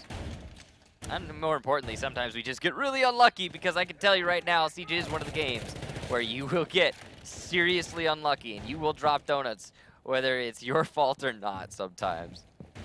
Happens to everyone. Now, with Palm Site being above, we are going to see BRK again work their way over towards the yellow stairs and try to go for a corner office yellow stairs take like previously. Nesk will pick up the kill there, and the cameraman. That's huge. Cameraman's going to be that guy who's going to be going for that heartbeat detect downstairs and denying the defuse plan in the bomb site. And now he can't do that. There's all falls down to the Valkyrie. The only person who's going to be who could possibly roam with C4 and get that C4 kill from underneath. Mav is going to be the person who it all falls down to, and he's still roaming. I think he's at the bottom of the Visa stairs right now, or the interim of the Visa stairs. And BRK will still need to eliminate him when they go for their site push, but a lot of pressure alleviated with that pulse off the board. Oh, right underneath, Yuke is covered. Oh, wow. Oh, he doesn't see him. Astro, you got to look to the left. He doesn't. He swings on over, tries to go for the shots there onto Julio and gets the tag down. However, a double kill refrag is going to happen. Yuke picks up Astro and then gets immediately finished off by Gohan, who's now going to drop all the way from top floor all the way to bottom, try to come up the yellow stairs behind one. That unexpected aggression from Fontt was actually really good for them. It swung this round back into their favor, but Nesk with a nice kill onto Gohan is going to, well, keep it in the favor of BRK. What a series of events here. Complete trades in terms of momentum for these teams. Now it's going to be up to Moringa to hold it down as much as possible, the push coming from the yellow stairs. There's 45 seconds. If there's anyone that can do it, it's Doc. You can already see him prepping himself here with about 120 health to go.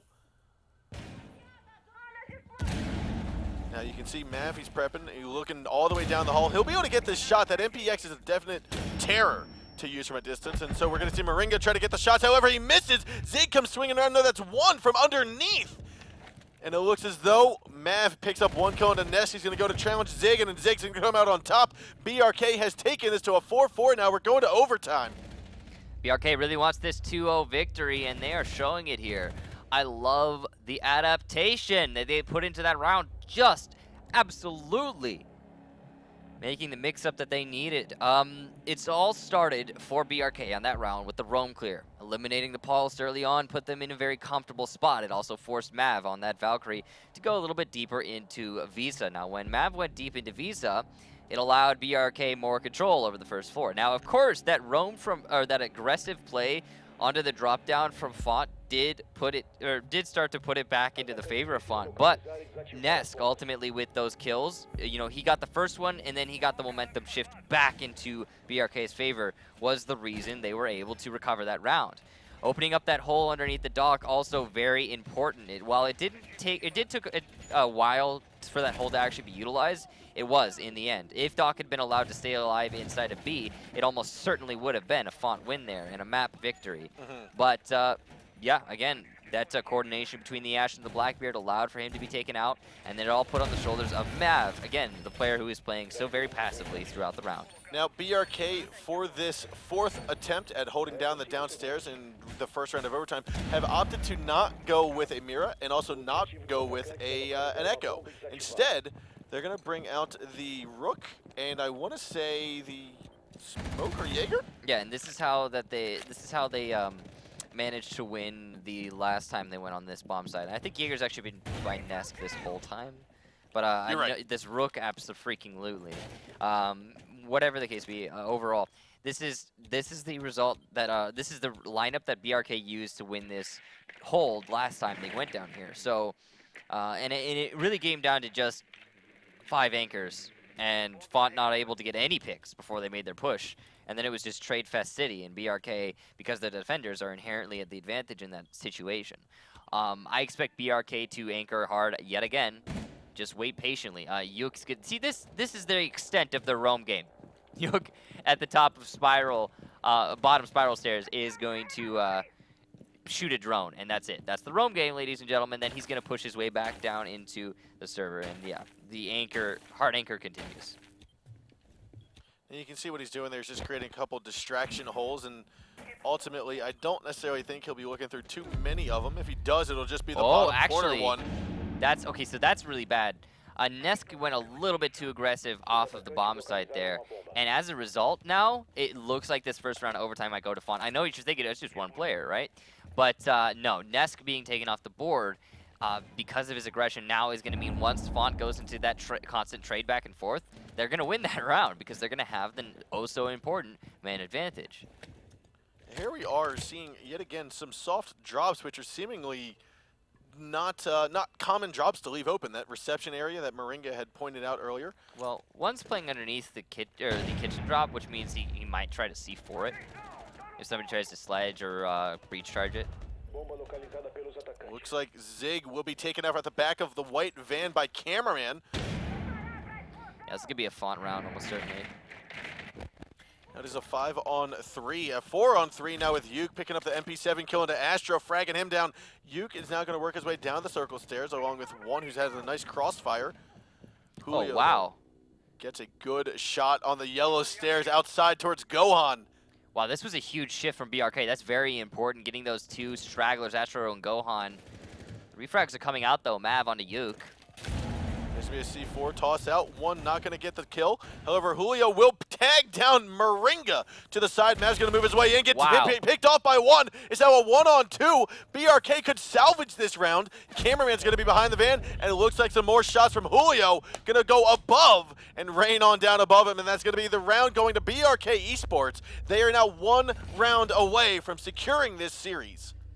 What a great comeback there from BRK. And you really have to hand it to Julio holding down that yellow stairs throughout the round and the garage wall by himself. Great job on that hold. That is, again, the case of BRK. They're shoving themselves into little lanes, and Fontt, rather. They're shoving themselves into little lanes, and sure, they have the man advantage, a very distinct one at that, but in this case, they didn't really go for those refrags. After somebody died, the rest of the attackers just kind of pivoted. I'll go somewhere else, I'll go somewhere else. And it didn't work out too well for them. Now, it did seem like BRK was going to throw that round away when they lost so many people early on, those roamers specifically. But they somehow managed to recover it. Great job there. Now we will see bomb site from Team Fontt go downstairs, where they've been successful and unsuccessful at the same time. It's been a bit of a mixed match for both these teams downstairs, but it's obviously the preferred site for both of them. It is kind of ironic, though, that we have not seen a bathroom hold from either of these two teams when I know that they've done it in the past. I mean, it's just, I guess that's not really It's not the meta anymore. Again, we talked about it earlier. Is like it's not a very successful thing. It usually does not work for the defenders. Let's be honest. It's like it's just one of those things that is interesting, and theoretically it makes a ton of sense, but it just doesn't work. And I think it really is kind of you could attribute it to teams trying to force out that Mira meta. And we've talked about how useful Mira is in the past, but she is very situational inherently as an operator. Her utility is situational, and trying to bring her just cuz sometimes is a bad idea.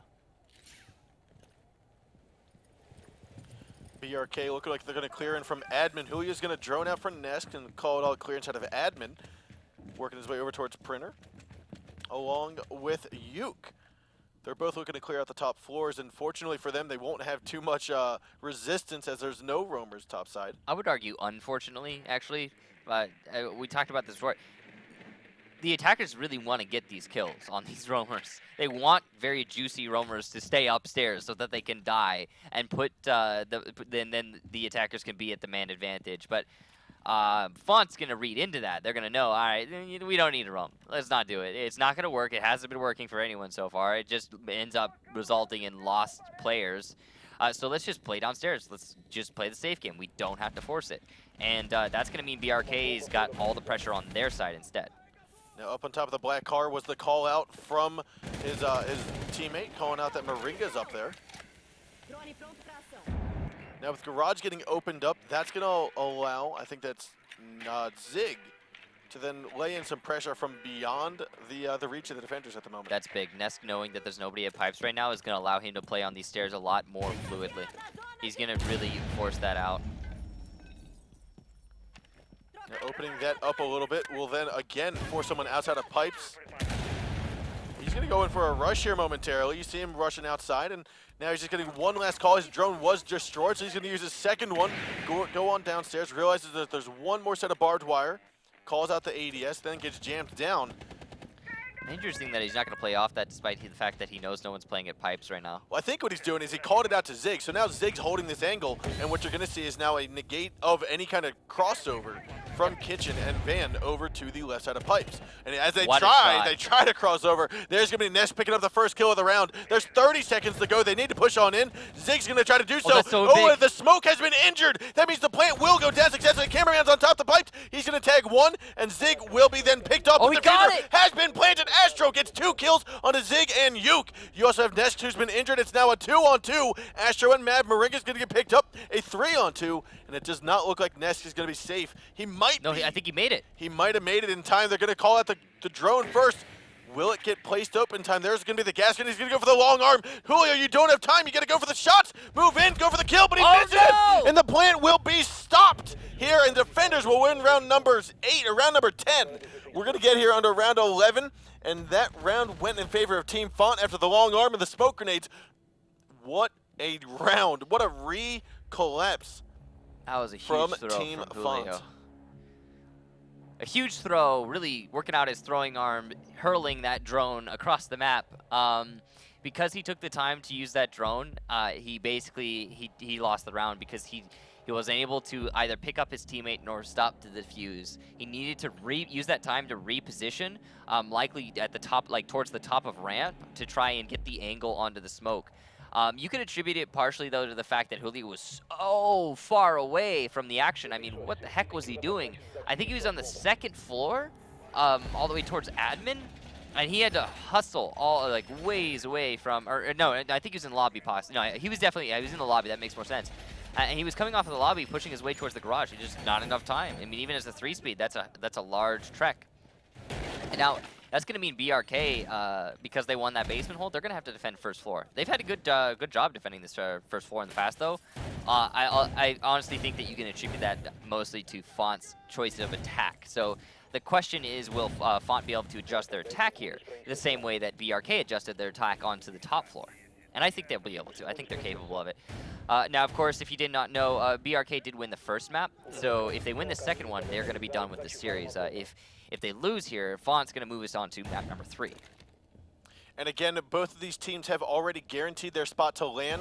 This is just to determine the seeds for Thursday evening. After the European Pro League, we will be determining the seeds. We'll be picking the seeds and selecting the seeds for each of the regions and how they're going to be going up against each other. So that means these two teams are secured. It's just a matter of who's first, who's second.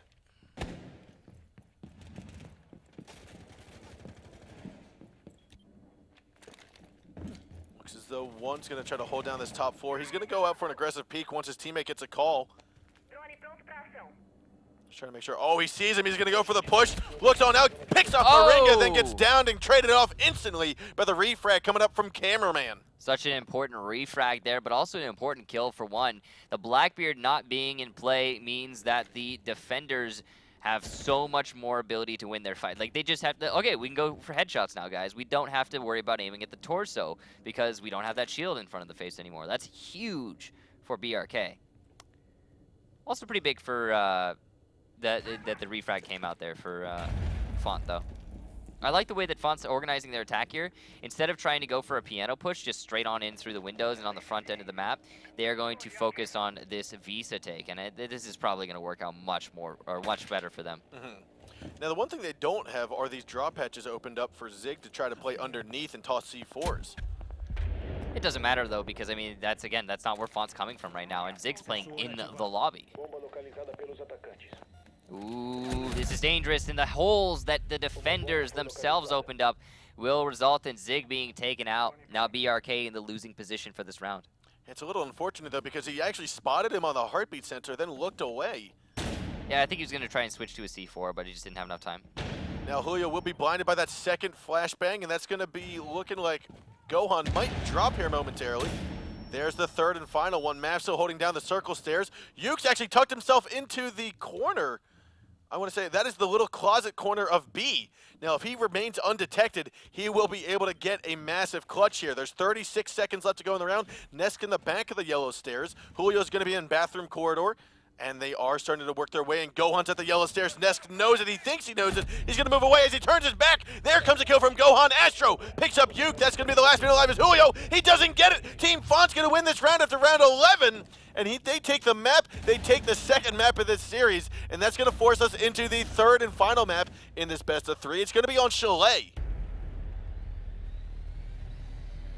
Great attack there from Fontt, and I love the adaptation. I love the moving away from just push in through the main lobby and that piano window to taking control of Visa, then from Visa positioning to the top floor, taking control of that, and then moving from the top floor into the bomb site with man vantage. It's a nice clear, easy. It's a nice easy clear.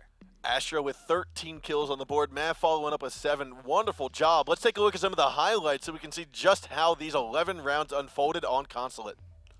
This is that first round, the 1-on-3 clutch with Julio. And right there, he was able to almost stop it, but he forced Moringa out there into the open and picked up the kill right in front of the black car. What a shot there from Cameraman. Here we have it, just a bunch of very sneaky and ultimately positive kills here for Team Fontt. We're also seeing a lot of trades as well, and that's exactly what we anticipate to see in such a high level of play. Teams making sure that they've got the cover of their teammates, if not to stop a kill, to recapitalize on one. Now here was one taking out the Blackbeard, and unfortunately on that final round didn't necessarily prove to be overly useful. But with that is going to be map number 2, like we said, underway. It's 1-1. BRK Esports has won. They secured the first map. Team Fontt securing the second. And our third and final map of this series will be on Chalet. Now, we saw Chalet earlier tonight with our two teams. Nothing really stuck out too much, except for we did have that bar and gaming room hold. It was a completely dominant victory for Black Dragons, so nothing stood up. Like you said, bar gaming hold. You know, a little bit different than what we're used to seeing, but overall, it's found its way a little bit more into play. Yes. I mean, you could expect to see one of these two teams bring it, but I think they're going to stick to what they know best, try to go to the more basic bomb sites. And I wouldn't be surprised, although I really would not be surprised if we saw a bar gaming room hold. Yeah. It's a pretty easy bomb site to hold overall, really, if you think about it. It's ironic that we're saying this now, that it's an easier site, because before, I remember Season 1, Season 2, even Season 3 of last year, we're like, no way. There's no way that we would even try to attempt it. Again, it's one of those things that has existed for the extent of the game, but it takes time for players to explore the maps fully to figure these things out. Yep, and you also have the addition of new operators, such as Mira, such as just other defense and attack operators. Nonetheless, though, we are going to get underway with our third and final map. It's going to be on Chalet. Let's take a look at the operators being selected. It's going to start with Team Fontt on attack, and BRK will be on defense. Now, most notably here, we are going to see Zig pick up the Echo play instead of Julio. Julio was that Echo player from last map, and they've been rotating it I like seeing the versatility here, that we'll call it the versatility, that these players can play different operators on the same squad. It's not like you're always the Yokai player, you're always the Echo player, you're always the Smoke player. No, they're changing it up, and I like seeing that. Playing what you're comfortable with is important, but having the ability to change is also important. Now, Fontt, they are going to be attacking onto a basement hold. This is somewhat interesting for BRK, going into the basement instead of Trophy first. A little bit different, and I think it's actually going to work really well for them. There is only a Habana for Fontt, which means that this the attack options are a little bit slim. Now Astro's going to get his Twitch drone into spots, and it looks as though Zig will not see it. So if Zig decides to toss out that Yokai a little early, Astro's going to be looking for it. Actually has tossed that. It's moved on up to the front lobby, all the way upstairs towards master bedroom. That leads me to believe there will be some roam game above, and that Yokai is going to be used to help in that said roam game.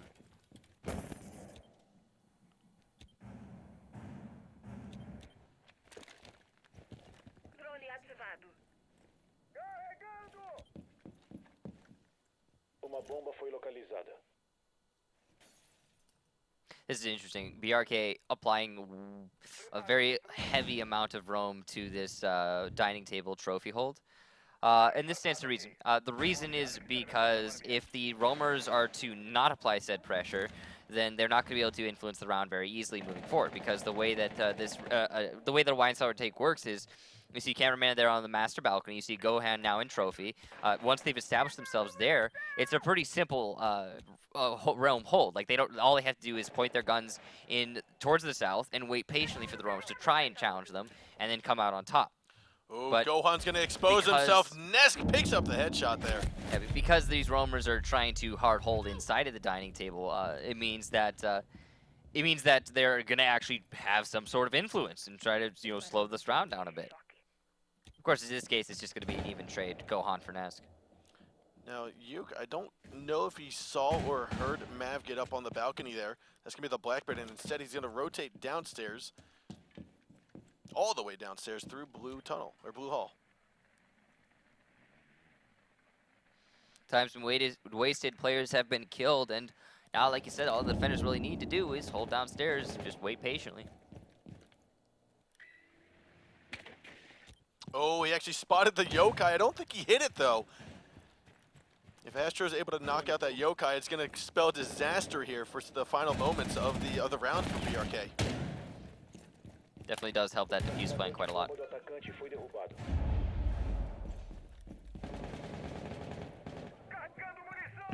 No, we are going to see Astro move his way over here to the keg stand, over by the doorway into the cellar, realizing that, hey, there's the Yokai, realizing that, okay, the wall has been opened up. Astro then goes outside of the stairs, trying to challenge this. And right now, I don't think there is anyone inside, so they have actually backed on out. Astro's going to take control of that wine closet. That's going to allow cameraman to pick up that diffuser. If he doesn't drop, no, they all dropped! And therefore, the diffuser will stay inside a kitchen. Yet again, another mistake we're seeing here. This actually happened, I think, previously on our first map. Moringa saw it. He realized he's going to run upstairs as a 3-speed. Echo will fall. Yuke's actually going to come on over towards dining. Moringa's not going to hear it in time. Yuke's going to swing on over. He's going to come around from the top. Stop the plane from going down. Tags one. Can he tag another? No. Astro's going to move on over. There he goes to the double kill. Yuke picking up Moringa and Astro to win the round. BRK securing round number 1 here on Chalet. So Fontt lost that round because they confused things a little bit and they left the diffuser inside of kitchen. They had a good execution. They established solid control. They had cover of their roam, but then eventually they got a little ahead of themselves and they went in for a defuse plant without a diffuser. Now, we are going to have BRK, like you said, walking away with that first round. And we are going to be attacking on, they are going to be attacking onto a trophy hold, which is a little bit more standard. Yeah, it was actually on Cafe in the last series that happened where they left the diffuser on the roof, I think. And then they had to go chasing on all the way down to the basement to find the Valkyrie, where we saw the double kill, or almost a double kill from Valk. Yes.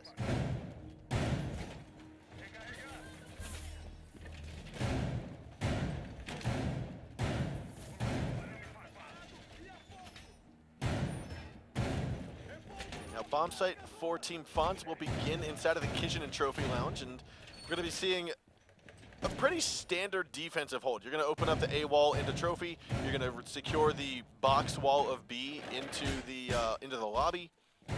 There's not too much special going on the main floor. Up above, though, we might see a little bit different here.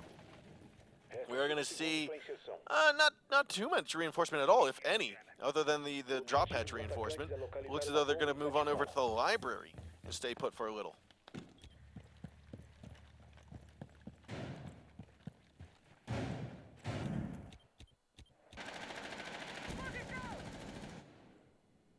Ooh, Gohan's going to navigate through the hole he made earlier, and Nesk was there to tag a couple shots into him.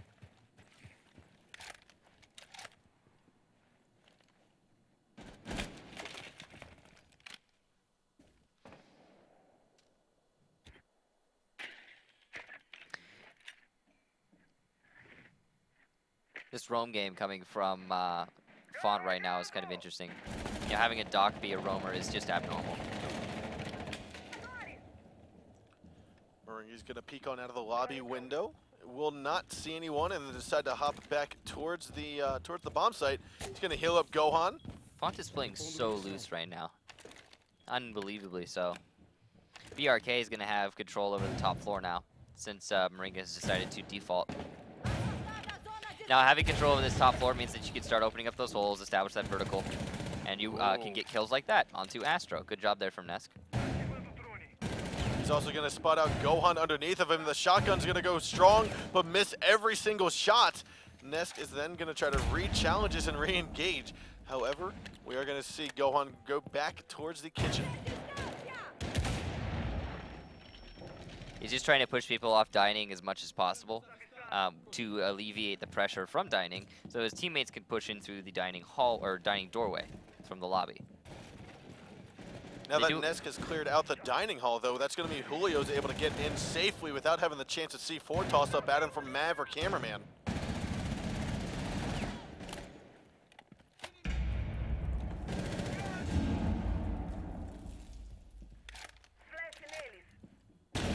Allowing a 3-speed into dining, especially if you're not necessarily holding kitchen hard, is going to be very bad for Team Fontt. There are 3 members of Team Fontt inside of Trophy.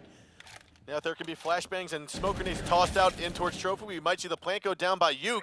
We did hear one shield get short of Yuk, and there's 40 seconds left to go, and the re-engagement is going to happen here momentarily. Some shots coming in from behind. That's going to be Mav, I think. There he is. He's going to be taken up by Nesk. Moves on over, picks up a kill, and now it's a 4-on-3.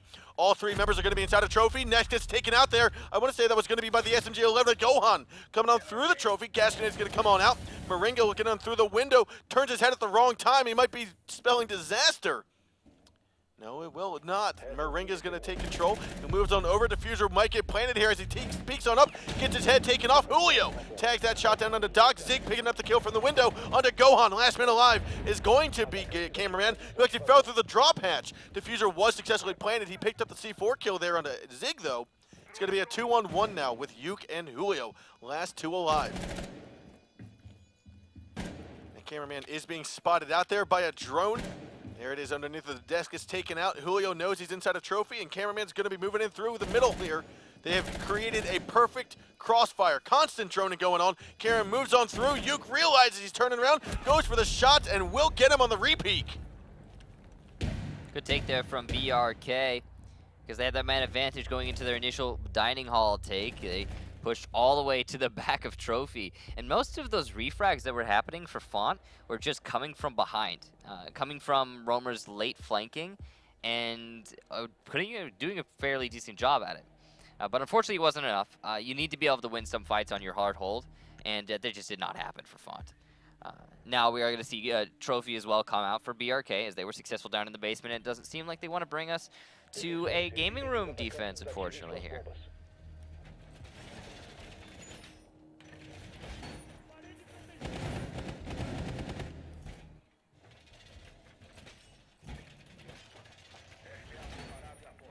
Team Fontt is opting to bring the buck instead of the sledge, which I think was the same choice that BRK chose last round. It's the right choice. It's so much easier to open up that floor with a buck instead of a sledge. Sledge is like, you gotta hit it once, and then you gotta hit it another time, and it's the headache. Whereas buck, you just kind of shoot the thing, and you're done. As well as they also have the luxury to go from underneath if they need to as well. They cannot get one outside of the corner of box. We've seen that big garage pressure used pretty well in the past. Technically, you can do that with grenades on sledge as well, but the versatility is just abound with buck overall. The only reason buck isn't like definitively better than sledge, I think, is probably just because of his gun. Wonderful shot there by Moringa. Now that was Yuke who was trying to peek on out of the gaming room window towards the satellite spawn, but didn't actually tag it down. And therefore, Moringa gave him enough time to go on, get the wall bang or the window bang. Yeah, that's good. Good start there for Fontt. We've seen that roam coming from that area just fall flat on his face so many times, and here we are seeing it yet again. Fontt putting themselves in a great spot. However, it's not all over yet. They still have a lot of work to do to actually make that push happen into the trophy room itself.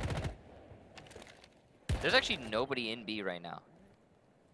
I don't think there are any defenders inside of trophy right this minute. And you just saw the Hibana toss all of her pellets, or toss 6 pellets in through the window. That was to get rid of any more ADSs. Looks as though Julio will try to navigate back into trophy after doing a couple bit of damage there to Cameraman. This looks like he was just playing inside a West Lobby bush, trying to apply some pressure. Ooh, and that's going to be Moringa picking up yet again another kill there onto Ness. That's 2K for him on the round. A 5-on-3, still half the round to go. That was a seriously unnecessary push there from Nesk all the way into the master hallway, into the clutches of 3 or 4 different attackers. That's very risky, and when you're talking about being at the man disadvantage, risks are important to take, but that was just that was a leap of faith. Unfortunately, did not work for him there. We are going to be settling under the 1/3 mark here of the round, with Cameraman being the only member who's actually taken damage here from BRK. Julio's going to be tagged by Astra's Twitch drone. Gohan's actually dropped. He's inside of the kitchen. Spots out Paul's in a very vulnerable position. He pulls out the heartbeat sensor. Underneath is going to be one, and Julio, who's going to be inside the trophy, who gets taken out. One trying to come in from behind, goes for the shots, but Moringa gets the drop onto him. That's going to be a 3K for him on the round. Team Fontt finally on the board. It's 2-1 in favor of BRK. Yeah, here's that slugfest we were expecting and we've seen so far throughout these maps. Fontt finally showing up on Chalet. Now that take, pretty standard, top floor control, eliminate roamers, and then push into the bomb site. And I think, honestly, you have to say that that was a bit BRK's round that was lost. It comes down to the bandit being eliminated almost instantly right off the bat, early on the west side of the, on the far library side of the building at least. And then after that, Nesk with way too much aggression into the master hallway. From there, it just kind of fell apart for BRK. I mean, you can't very easily hold an anchor with such a severe disadvantage. All Fontt really had to do was open up that vertical game and start shooting down onto the defenders, and they did just that. Now, Fontt, they are going to be defending Kitchen Trophy again. They were unsuccessful here the first time, but they're going to give it another shot. No variation really in the bomb site defense yet. Now, I think we might see a game. I still hold out hope for a a gaming room bar defense. Very well might happen, and we're about to see here. Okay, Cameraman will get the wall inside of B. I was gonna say a little bit late reinforcement. Wasn't sure who was gonna go in. We saw Smoke, we saw Yig, we saw Bandit all go into Trophy, and ultimately it's gonna be Cameraman getting that wall inside of the lobby.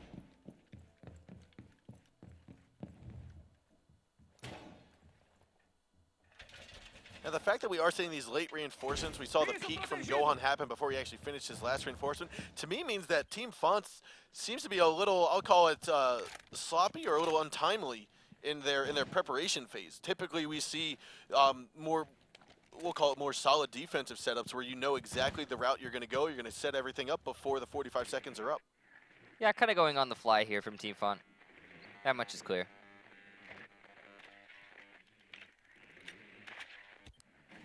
It's important to have all your things down pat, but also, you know, sometimes changes are made in the middle of rounds, and the IGL says you need to do this instead, and it can freak you out a little bit. Be like, oh, wait, you're asking me to break from routine? I got to do this now? What is this? So it might just be that case where Fontt is dealing with something they're not used to in terms of their setup, that is. They are, of course, very heavy roam game here from Fontt, extremely heavy. So, you know, there's only 2 on site. There's 3 off site down in the basement, and that might be just basically the reason it took them so long to set things up, is because this is just an abnormal strat. So, really different kind of roam game. We typically, if we see members roaming, it might be 2 downstairs. Most of the time, just 1. The thing that's worrisome here is that, oh wow, they're all just coming up as a group of 3. Weird. The thing that's complicated is if an attacker had been looking through that west lobby door, they would have just got 3 kills just now. So, very dangerous play from Fontt. It ended up not mattering, though. They did rotate back for the most part. I like this camera, though. They're going to basically just forfeit. Oh, the C4 will not finish off 1. He's going to tag a kill there onto Mav and then back on out and tuck himself inside of the dining hall. Now, there are 3 members here. And the drone's going to spot all 3. Sorry, the Valkyrie camera above is going to spot all 3. Ness going to go to challenges, rushes on in. However, the kill, wonderful job there by Astro. He's going to take out Ness, but the trade comes down heavy as Yuk picks it off. Julio's going to get the shots down onto Gohan, though, and that's going to be a 4-on-2. Moringa and Cameraman going to be the last 2 alive. They're tucked away inside of the dining, or inside of the trophy room. Second gas grenade is going to get tossed on out. 25 seconds to go. Now we are going to see the last gas grenade forcefully get tossed into the kitchen here momentarily. Drone's going to get killed off. Now you can see the pressure from Zig is going to come in through the windowsill. Yuke gets the kill there onto Smoke, and that's going to be Cameraman. Last man here, and the shots will go down. BRK goes up 3-1. So Fontt could have, in theory, won that even after it was just came down to a 2 versus 4, but you know, having players inside of Trophy, you still have line of sight into kitchen. You can hold the defuse plant, but especially considering there was so little time. But it ended up not mattering. The necessary pressure was applied from BRK straight all the way into Trophy, and there were no late roams coming from Fontt this time. Now we are going to see the bomb site go back downstairs into the wine cellar and snowmobile garage, which is definitely where we saw BRK begin their onslaught on round number 1. Yeah, and it's a significant lead here for BRK, 3-1. And Fontt, of course, has come back from this in the past, so it's possible that this is not going to be a continuation. But BRK do definitely seem very confident here on Chalet. That last round was, again, another one of those examples of just a very standard take, but executed properly from BRK, resulting in a pretty dominant victory overall over Fontt. So we'll see if they're ever to make that continue to happen. You can see Yuk really stepping it up here. Everyone else is around 2 to 3, or 1 to 3 kills for every other person in this lobby. That's the span. That's the extent. Meanwhile, Yuk with 6. So really stepping it up here for his team. This is aggressive play here from Yuk onto the trophy window. Oh, he's going to spot Gohan and again gets peeked out early. And that is not going to fare well for Yuk. You had talked about him having 6 kills. That is only after 3 rounds, because this is going to be round number 5. He's been picked off early twice. So having 6 kills in 3 rounds is quite a feat, but you gotta know when to. Yeah, now he's not helping his team at all. And you gotta imagine that's gonna put Fontt in a great spot right now, where they might be able to win another round and bring it that much closer to evening out the scoreline. I mean, that took exactly no time and no utility for that kill to come in. And now, more importantly, Fontt know they have control over Trophy, because why would BRK invest any more manpower up here when they've already lost so much?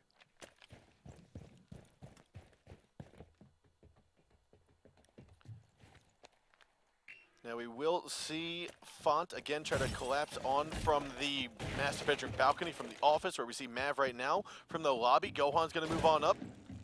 And again, they're just going through, clearing out as much as possible. There are no roamers on the top floor. And I think Team Fontt realizes that as Gohan forces his way downstairs to the back of the wine cellar. Interesting that Zig's gonna rotate like this. This is a very risky play here from Zig. It makes sense though. The cameraman with that buck is gonna now nade into the small wine cellar closet.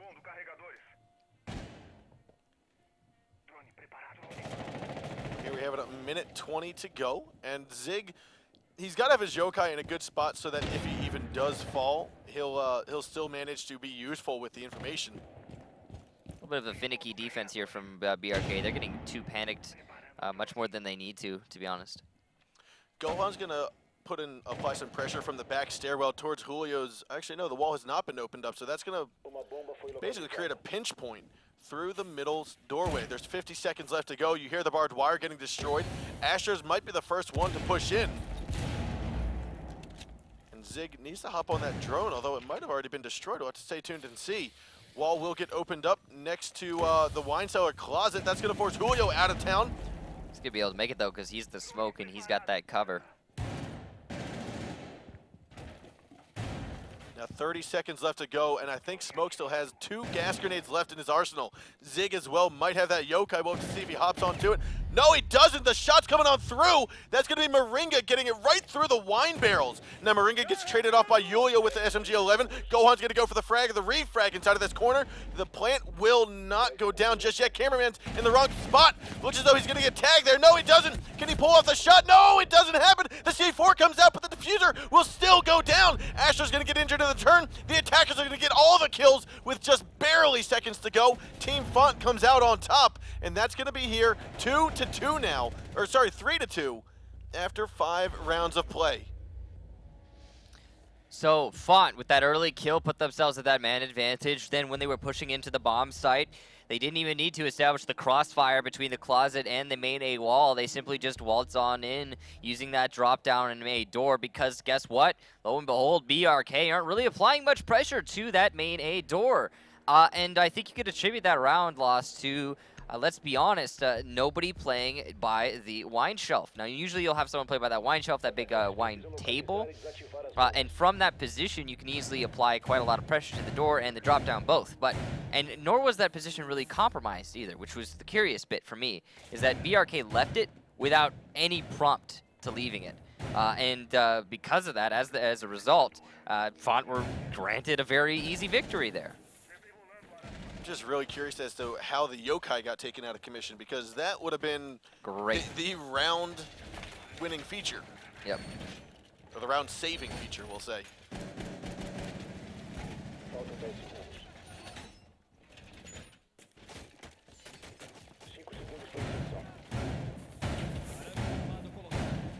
And again, part of that loss for BRK can be attributed to the fact that Yuke had been taken out very early on in the previous or in the first few seconds of the round.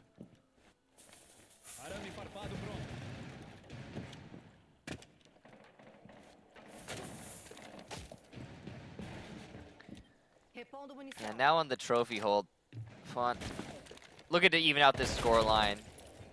Hoolies, BRK, they've got a good chance of bringing this back though and forcing it into that match point. I have a stinking hunch that this is going to go to overtime though. I'm pretty sure this is going to go to overtime. Both these teams really want this win. It's very clear they're going to be forcing it out. It seemed earlier in the map that BRK had complete dominance, and then lo and behold, here comes Fontt yet again with some round victories. Yeah, you got it, Fontt. You're good. You're good. It's okay. You can see Mav a little frustrated at not being able to get the drone right away, but although he was spotted, he will stay around inside of the wine cellar area. Zig's gonna get his drone into a nice spot underneath of the table. Mav's a cool dude.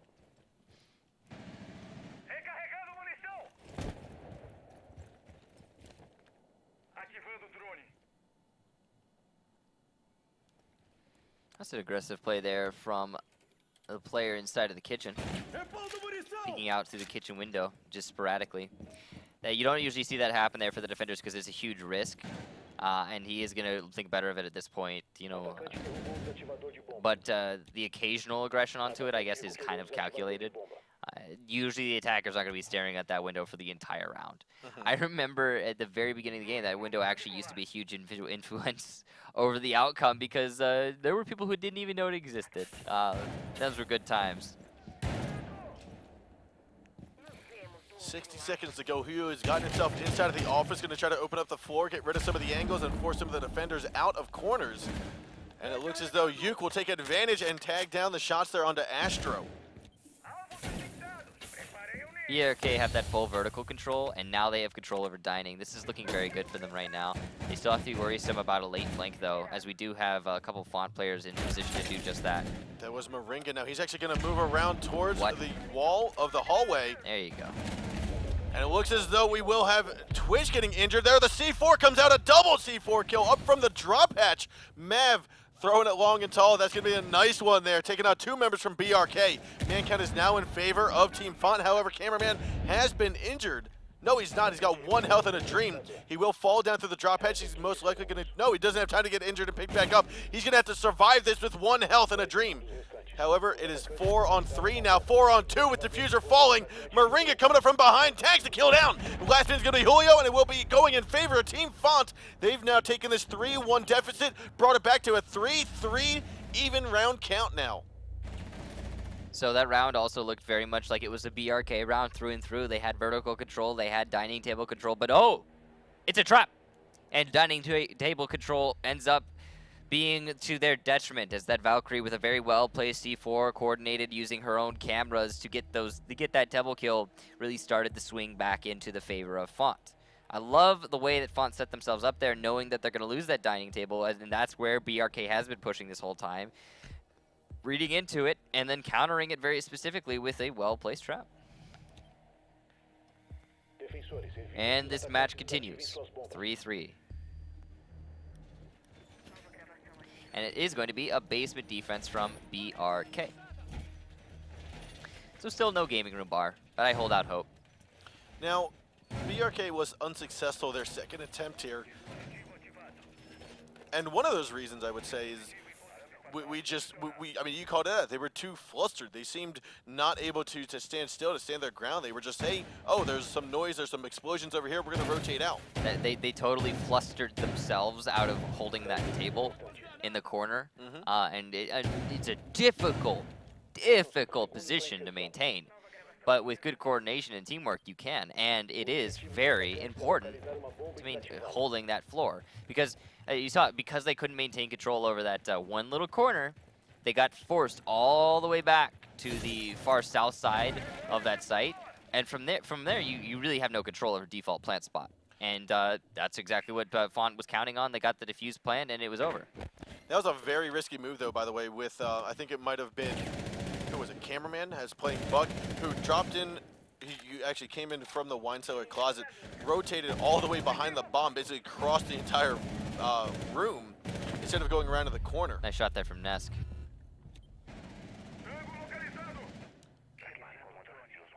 Now, last time this happened, Nesk did pick off Gohan, then got traded right back by Astro, and the same thing will happen yet again. Hey, look, ladies and gentlemen, repetition.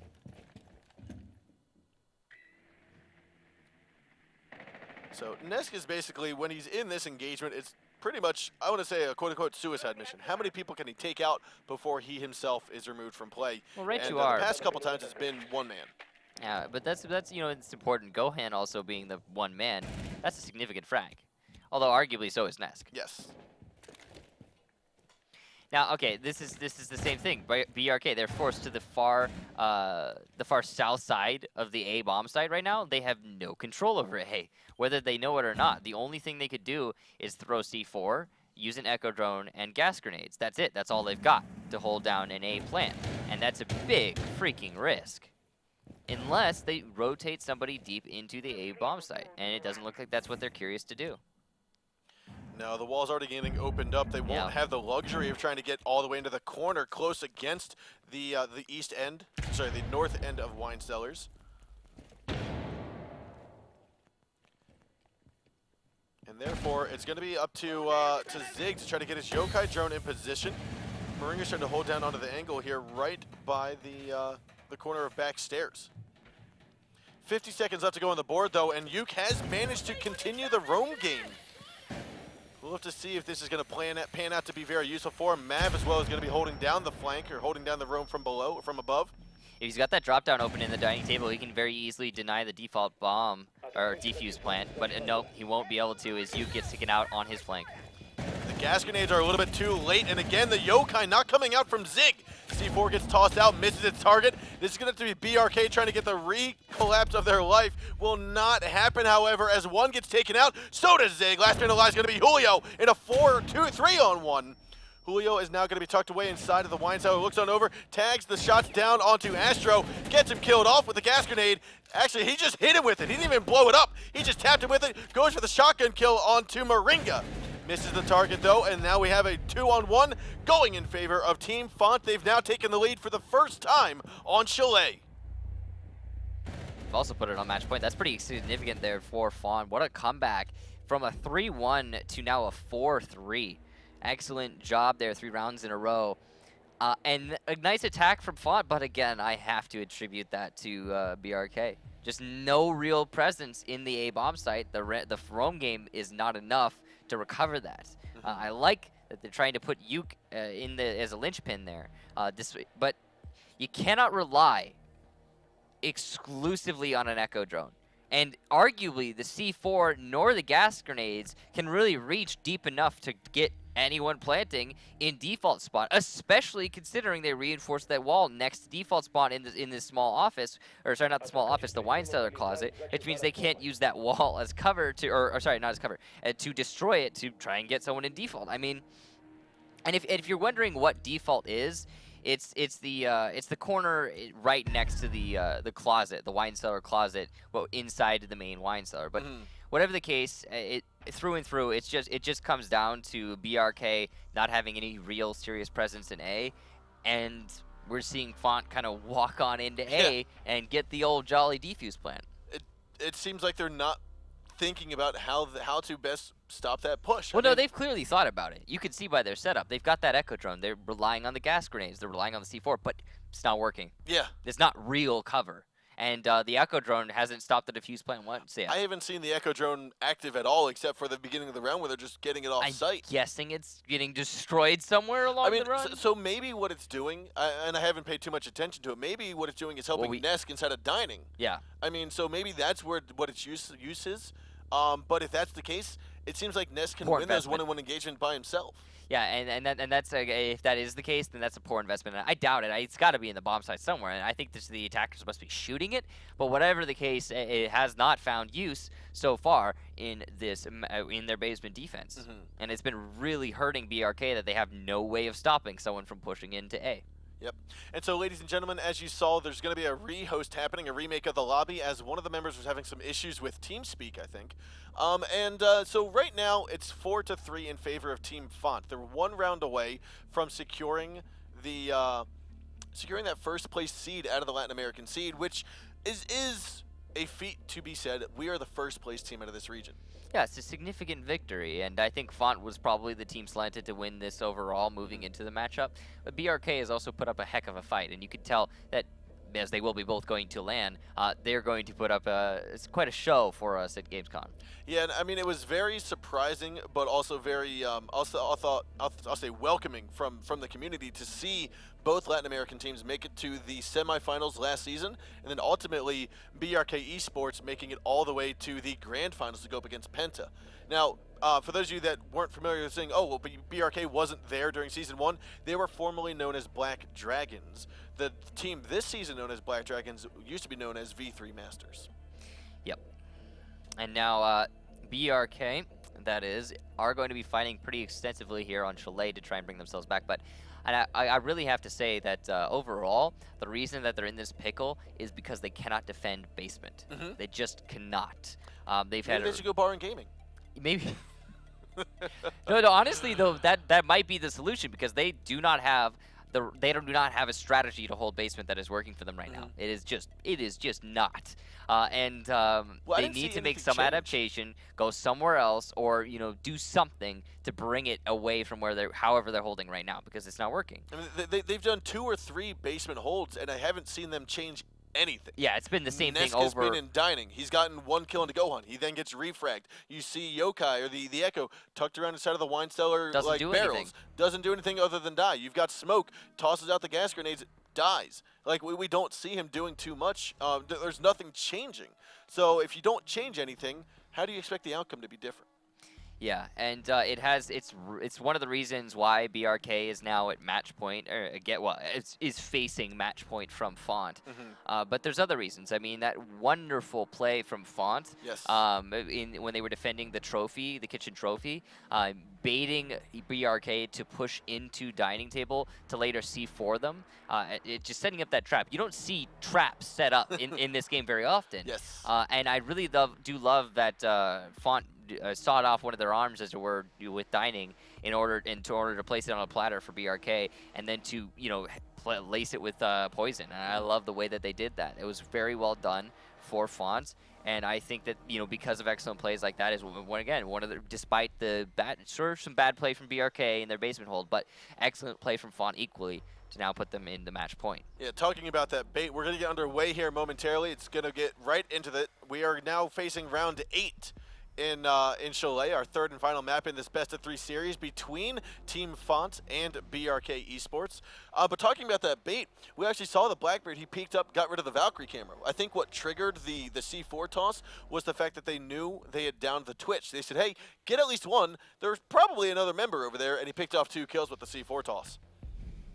But here we have it, ladies and gents. BRK will be attacking, and Team Fontt's going to be on defense for round number 8. Yeah, they're going to be going. Fuse come out here. Yeah, interesting that. Down to the wine cellars and archives is, the wine cellar and snowmobile garage is where we will be. Are we playing Bank right now? I was going to say, I wish it'd be a wine cellar and Bank. That'd be pretty dope. But yeah, we are having Fuse come out. It is going to be a basement hold here from Fontt. The Fuse is going to be pretty freaking useful here on this site. There's a lot of ways you can make Fuse get a couple kills here and there, or force out a position that will put your team as an attacker in a great spot. You can be putting your Fuse on top of just to clear out barbed wire by the front of the north side of the A bomb site. You can force out the south side of the A bomb site. That's another thing. If you're doing just a wine cellar attack, and you have your Fuse above the A bomb site in the lobby, then imagine he puts it on the southmost end of that A bomb site, right? Then all of how BRK has been holding so far, right? That is rendered completely inert. Like, not only is there no one actually holding the A bomb site really in that default corner, but more importantly, there's nobody who could go for a retake at all.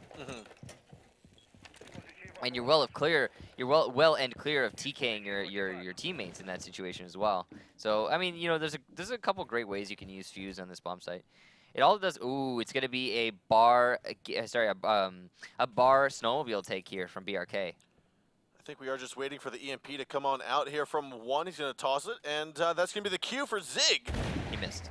No, he did not get it. He's gonna have to toss a second one. Come on, this is post nerf Thatcher grenades. Sorry, I was expecting to get the entire building. Yeah, right.